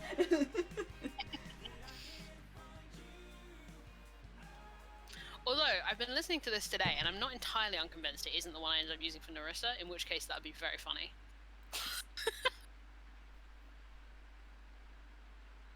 Because I rename all my tracks when I put them into Roll20. I can't remember a lot of what the old ones were. So it's like, did I end up... I'm going to have to... Now I've got to... Actually, wait, I'm going to find out right now in front of all of you. Because I got this thing in the back of my head of going, wait, did I do this already? In which case I can find another. So to be fair, I've got a whole fucking sub-playlist for Mara. I can just pick a different one in it.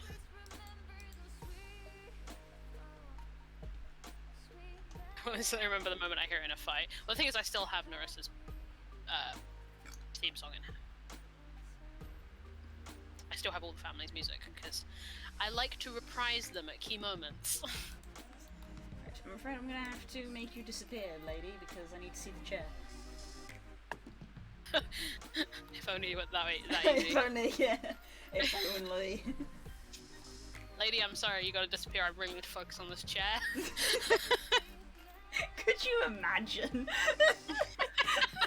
Could you imagine the disrespect? Oh my god. I don't even know how I would react in character. I don't know if I'd know what to do. It would never happen. Cause that girl freaking tunnel visions real bad Yeah. when she's around. Is next level of tunnel vision occurs. Yes. This was also what we were talking about last night. Yes.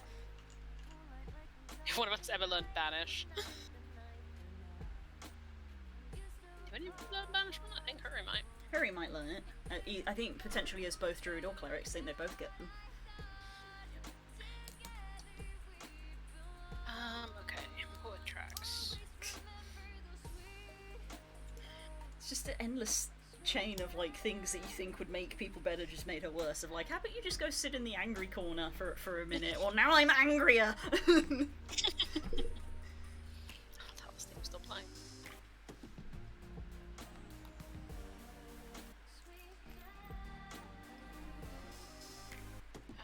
Nurse Reverina. There you go.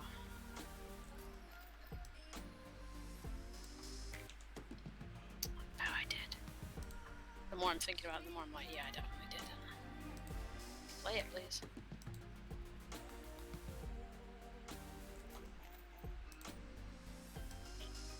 That fear when you hit play on Roll20 and nothing happens.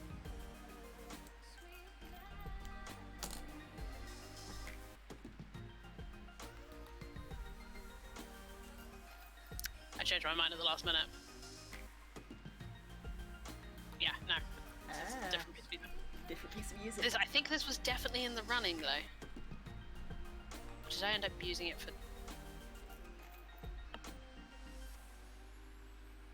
No. Oh yeah, I changed my mind, that's why.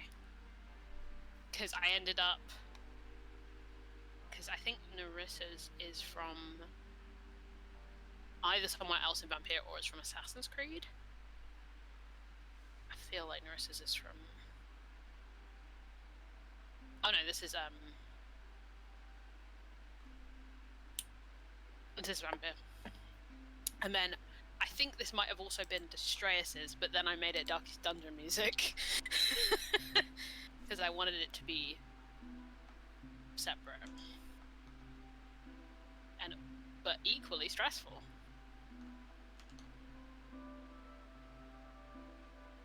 Oh yeah, ooh. Yeah.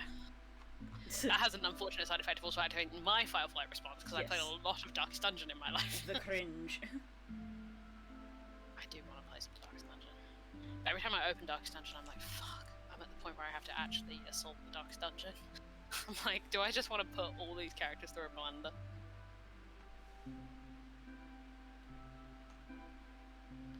Darkest Dungeon music for Edmund is great. Like, it makes sense, right?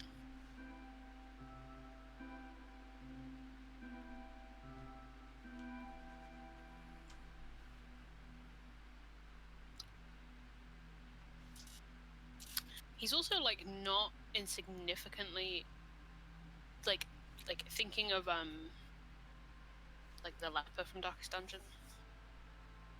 It's kind of the right vibe.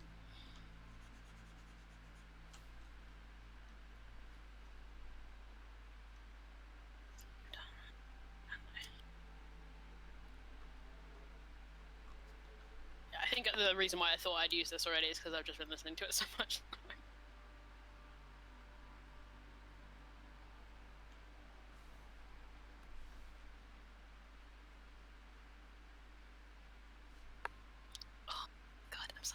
I'm so excited for the day I get to drop this on you guys.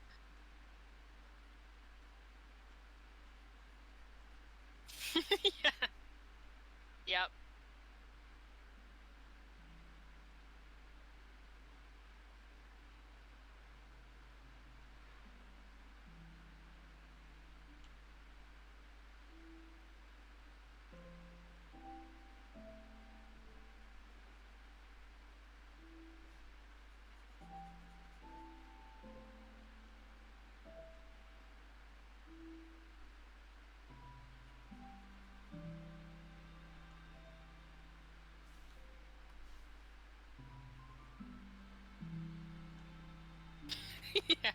Yeah, I see that, Des.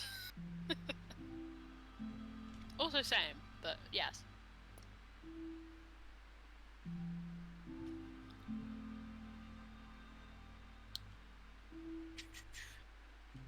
Okay, I need to stop listening to this music, I'm too excited. Too hype. We need to lower the vibes. Lower the vibes. I've got to lower the villain hype. So I can actually, so I can actually focus on other things.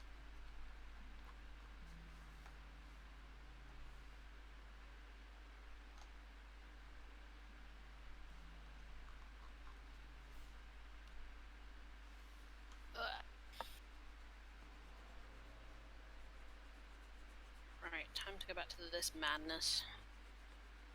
Now I'm looking at this again, I can't remember what I was thinking.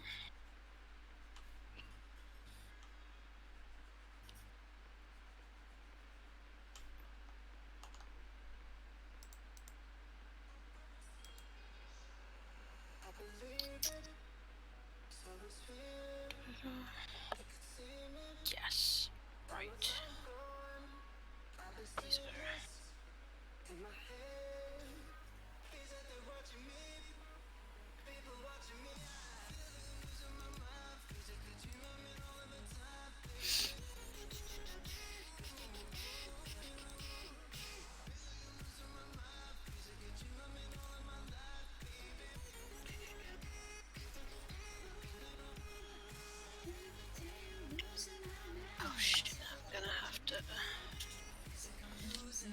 I need an index.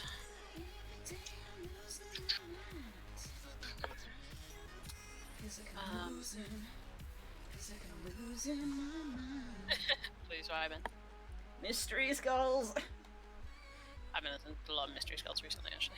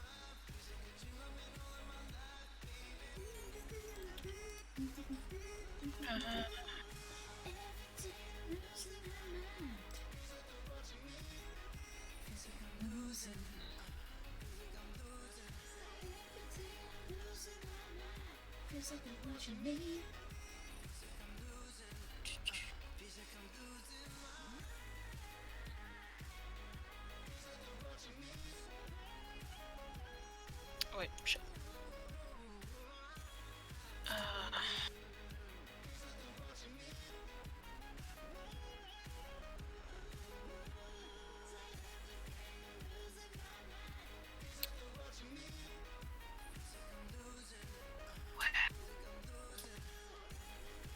Thinking, which is unfortunate.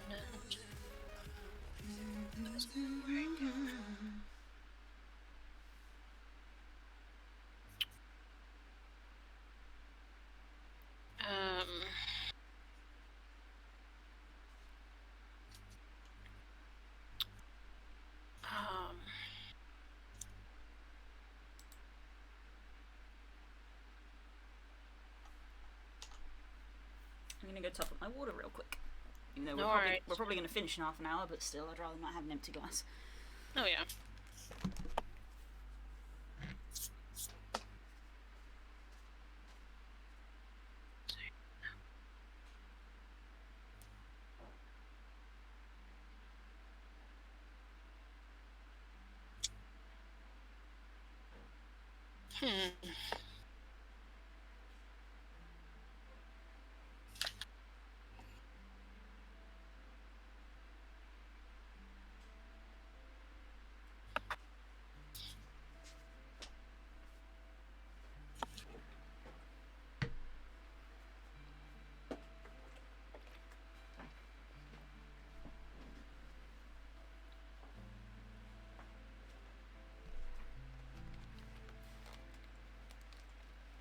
Hello.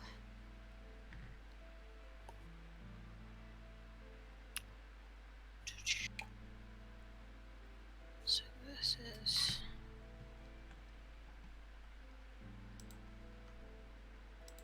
Yep.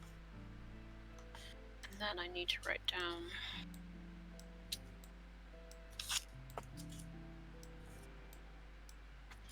Wait, I'm basically written that down anyway.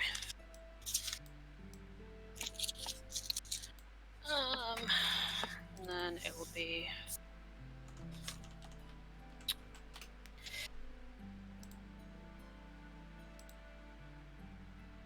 I feel like that should be.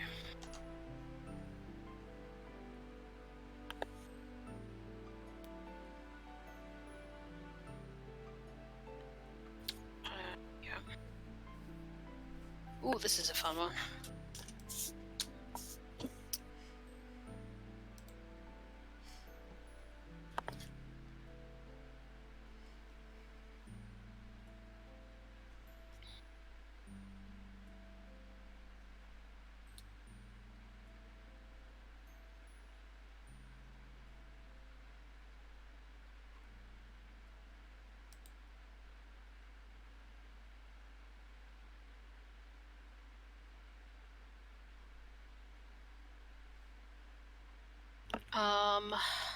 This is fun. This is fun. This is fun. Oh, I need to pull up a thing. Yes. come up with a thing that's... I want it on the record that I might regret making this a thing at some point, but at the moment it's just fun, so I don't care. Right. That's true of most of my own car-related decisions, to be fair. I might regret introducing this later, but for now I don't care because it's fun. And ultimately, that's what matters. Mm-hmm. I need this.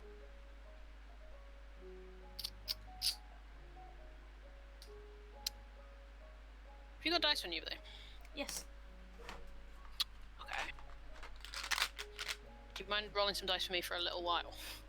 Fine, yeah. I have a set 7. Actually. And a coin. This is an obvious one.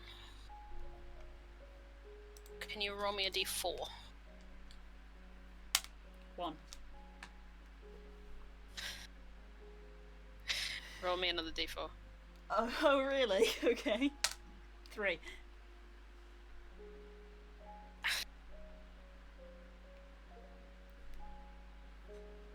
Okay, roll me another d4. 2. Roll me also a d4. Another d4? Yeah, technically, yeah. Another d4. Oh, actually, no. Let's make this...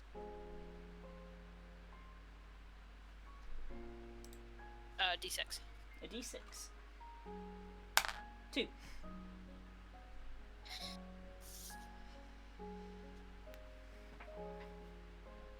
Roll me another d4. Another d4. 3. Perfect. What do you mean?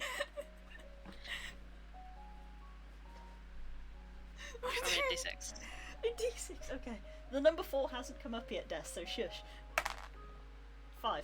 It was nearly a 1, but it changed its mind at the last second. Okay.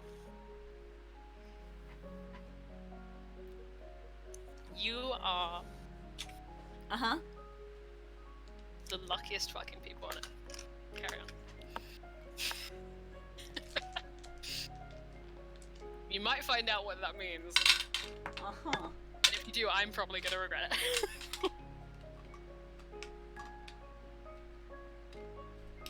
I will tell you guys if you encounter the thing that you just rolled for.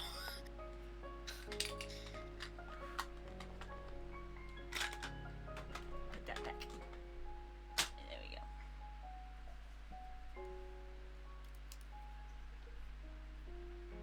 Okay. On to the next one.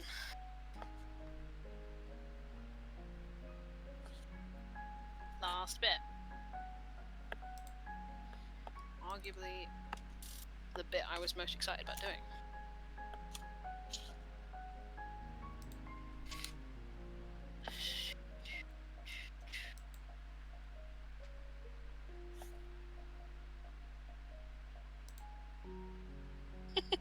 I just read chat back.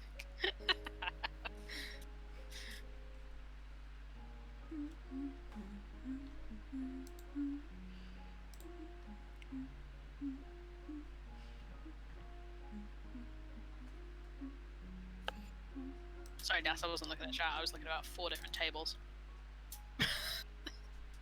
Otherwise, yes, I would have got you to roll for.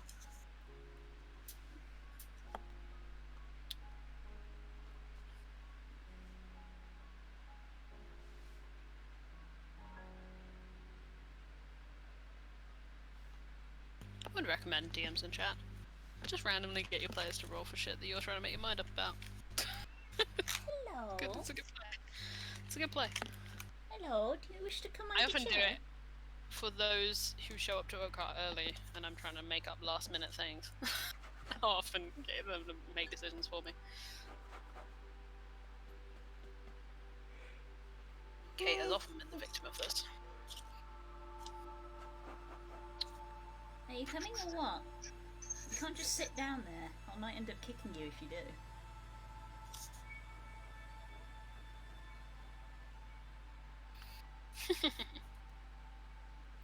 Hey. Yes. Come on. Make a decision. Yeah. Try and, if I can, make it to do with you guys, I will. Mm-hmm. So if I'm like, I don't know between these 2 or 3 options, or this could go a couple different ways, I'll often just get you guys to roll, because I think it feels a little bit more, true random, but also to do with you guys. You know, like every decision that I've made and usually comes back to something you guys have done in our app character.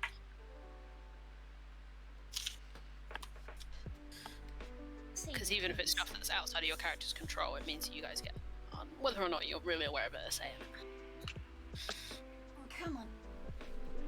Right, I'm gonna put you on the chair. I'm not having you just sit down there, tickling my legs with your whiskers. But I wanna. Especially not when Mana does not like insects, so tickly feelings like that are not appreciated. Not welcome, no. Not welcome, so there you go, you're on the chair now. Here we go. Ooh, screechies. There we go. Matilda's in one of her, I know we've said the word feral like thousands of times this stream, but she's in a feral mood. I can tell because she's like rolling around a lot and her eyes get really big. Yes. And it's like, oh, you want mischief. You are going to attack my ankles if I walk past you. It's big eyes, big indicator for cats. Yeah, I know that much. But she was sat on the windowsill at the top of the stairs. She was just watching as one of the neighbours' cats just walked across the car park. Not in the car park, but like area in front of our house. She just walked across, she was just following them with her eyes. I was like, oh, okay, you're scoping the competition, I get it. As far as we can tell, Matilda is like in charge of this area. Even though our neighbour has about 8 cats. We think she's winning. Are you winning, child? Are you winning, mortal enemy? No, she likes you. I don't know that she does. She sat next to you. She did. It was very upsetting. And then she fell asleep. Yeah, which means she definitely doubly likes you. She doesn't do shit like that. I was like, I'm gonna go sit over there. You're frightening me. I don't know what you want. Gestures to feline that is now sat next to my leg. Matilda normally like gets like cozies up to me if she wants food to be let out, or she wants to attack me when my guard is down. Therefore, I do not trust. It's like Phoebe. If Phoebe's trying to get on my lap, it's because she wants attention. And also because she doesn't know how to function if she's not like physically in contact with a human being. Like if she's not like leaning on a human being or like has her paw on your leg. She just doesn't know how to cope without that. Oh, you're eyeing up Daddy's chair. You wanna go sit on Dad's chair? Free chair. Free chair. Come on then. Oh, thinking about it. There we go. You have very warm paws. You're a very warm baby. Toasty baby. There you go.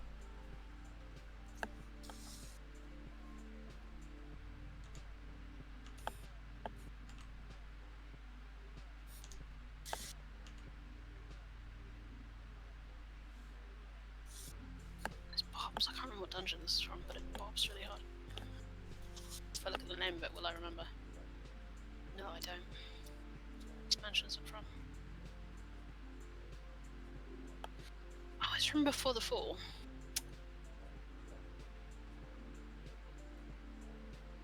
So that means it's between Realm Reborn and Heaven's Ward. What is this? I'm googling it.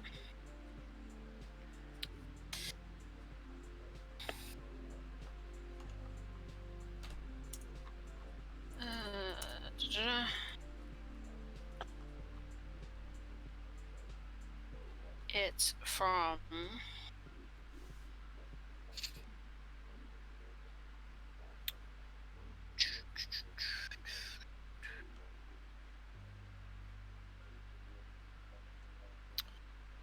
it's from PvP? Then why do I know it? I know you get it from PvP. Yeah, but what's it? What's it from? What's it from? Naruto. No, it fucking is the PvP theme. Huh, I guess I just know it from listening to the spoilers.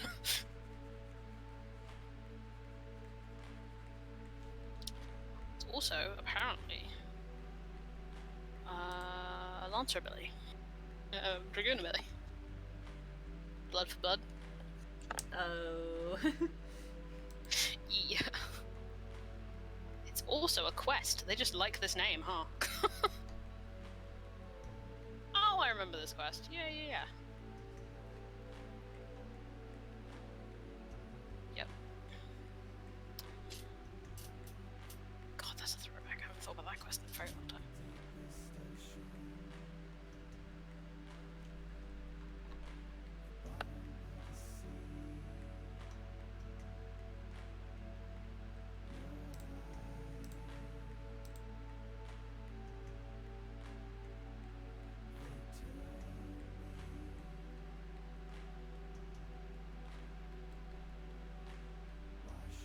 This is my favorite piece of music in the game, this piece that I'm listening to right now.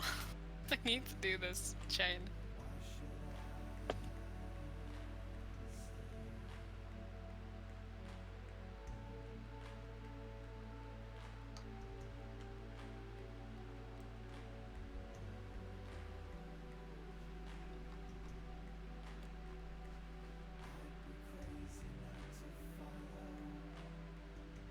This is the song that Jesse and JP's Final Fantasy podcast is named after. Listen to it right now. Do they still do that? I don't think they do actually. Because it was mostly just JP checking in with Jesse every couple of weeks, being like, "So, how do you feel about things that are happening?" And Jesse's response was, either normally there's like an arc. Either, like, because you normally get expansions pretty quickly. But it's like if he's in like the 5 point, well not the 5 point, but the point like 1 to 3, it's like I have no fucking idea what's happening, what's about to happen, who even knows. And then it goes from the 3 through to like whatever the end of the expansion is, like what is going on? Because this is how expansions work in this game. And then you have the expansion where you just fucking lose your mind for 10 levels worth of quests.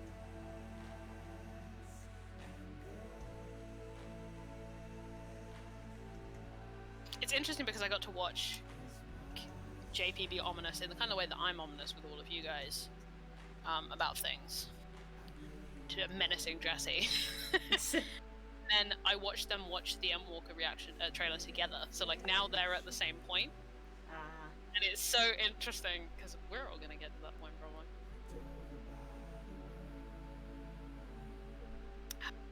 "Big on, chair." Now we don't need the chair. We can bring Mara back. Well, now we've got the correct positioning of her, in fact, being behind the chair as it was meant, as it was supposed to be. Yeah. But also just the detailing on the chair, because I hate myself, so I was like, you know what, detailed chair.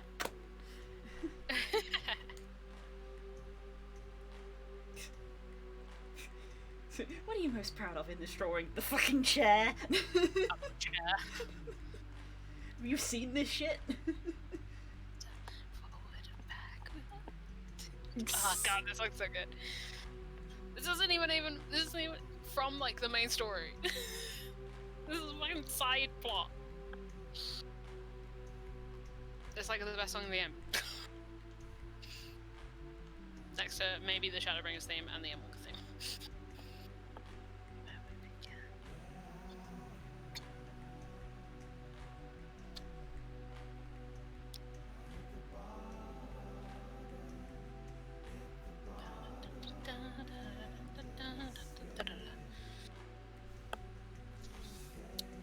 Oh, I forgot the thing I was most excited about. Good job, me. I was like, I'll do this floor last because I'm most excited about it. Is floor the right word? It's not the right word. Segment? This piece of...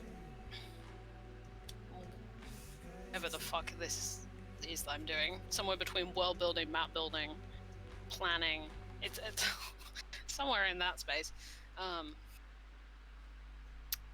was like, oh, I'll do this bit last because I'm most excited about it. And then I almost forgot the bit I was excited about. This is a direct reference, but again, none of you have played it, so I get away with it. In fact, I might be really on the nose with it, because I can get away with it. More DM advice: if you can get away with it and it would be fun, do it.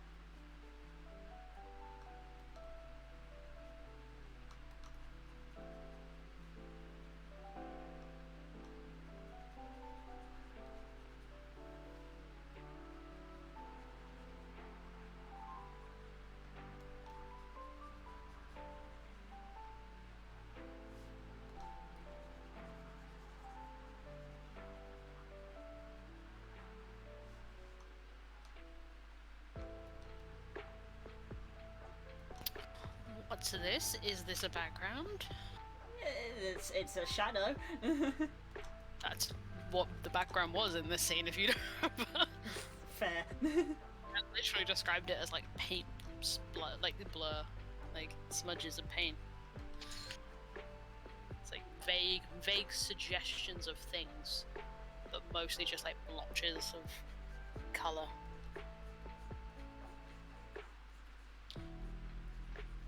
It's about the dreamscape.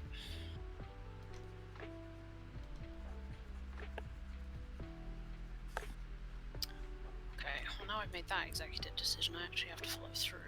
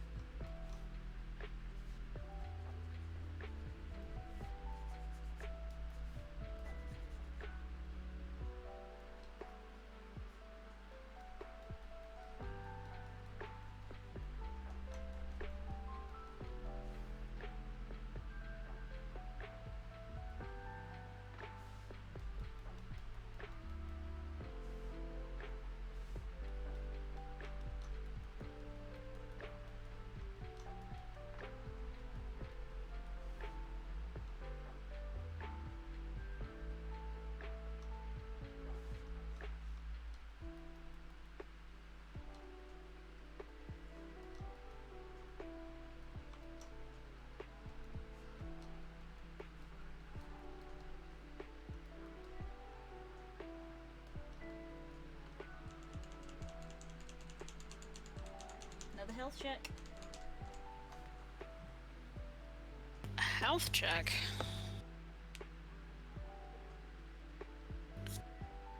Unacceptable. Thanks. Yeah, it is nearly 11, as Stanji has informed. Yes. I've been keeping half an eye on it, don't worry about that.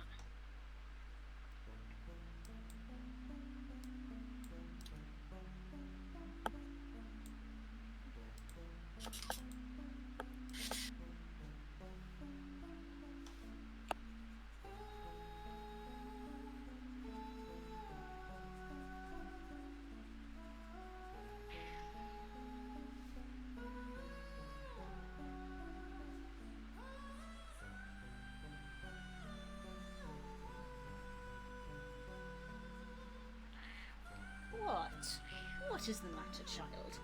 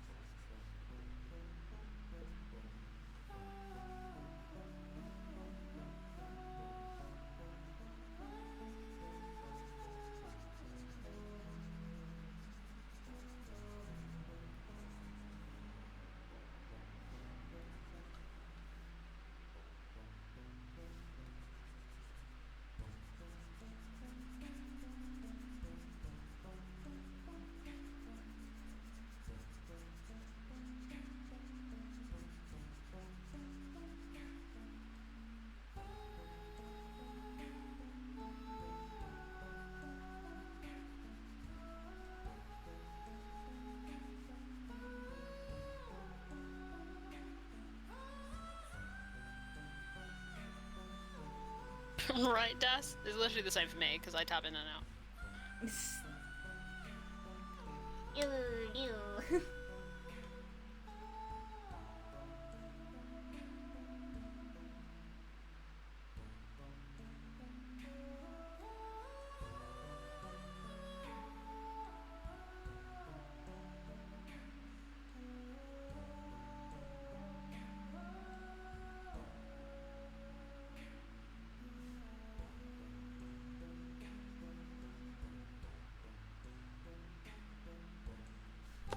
I like this brush. Got some teeth. Teethy brush. I've been watching Draw Feet today, so I actually know how to say things.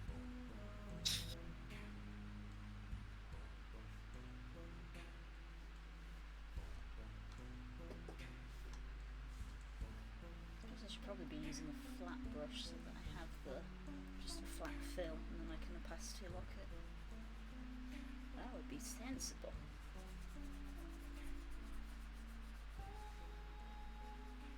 This playlist that I've made is really a Russian roulette with Gokingu Mugumoga. I was like, there it is.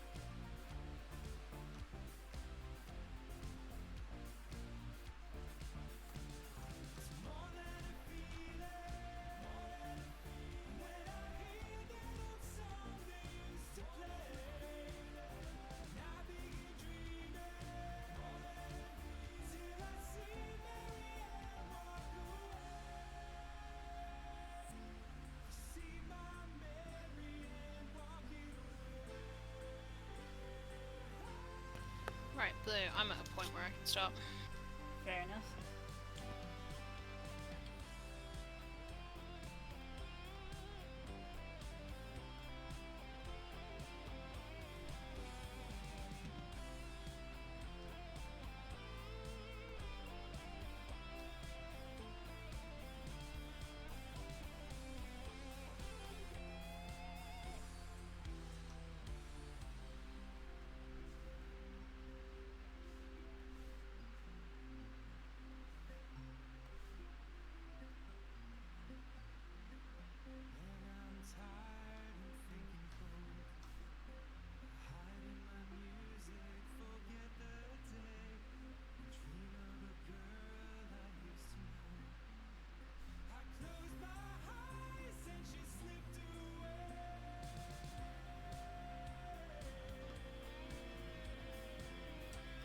Turns out that silver is a very awkward eye colour. Yeah. As formerly a person who had a character with 2 metallic eyes, yeah, I can see that. The thing with Glory that always blew my mind about people drawing Glory is like, I can't imagine meeting someone in real life who had like block eyes, so no irises or pupils or anything, that were different metallic colours, because every single part of that is hard to look at a person with. It's like, okay, the flat across eyes can make it a little difficult to like follow emotion and eye direction and stuff like that. Metallic eyes is already like a fantasy thing that would make it kind of jarring anyway. And then also their alternate colours, and heterochromia is a little arresting. So it's like, people who talk to Glory must be like, yep, go on. There's a lot happening here. Just a second to like process her whole face.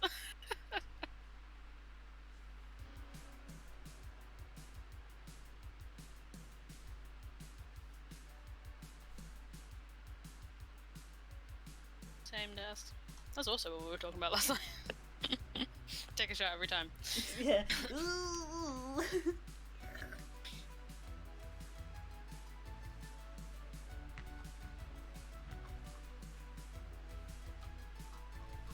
You're at a point where you can stop, Blue.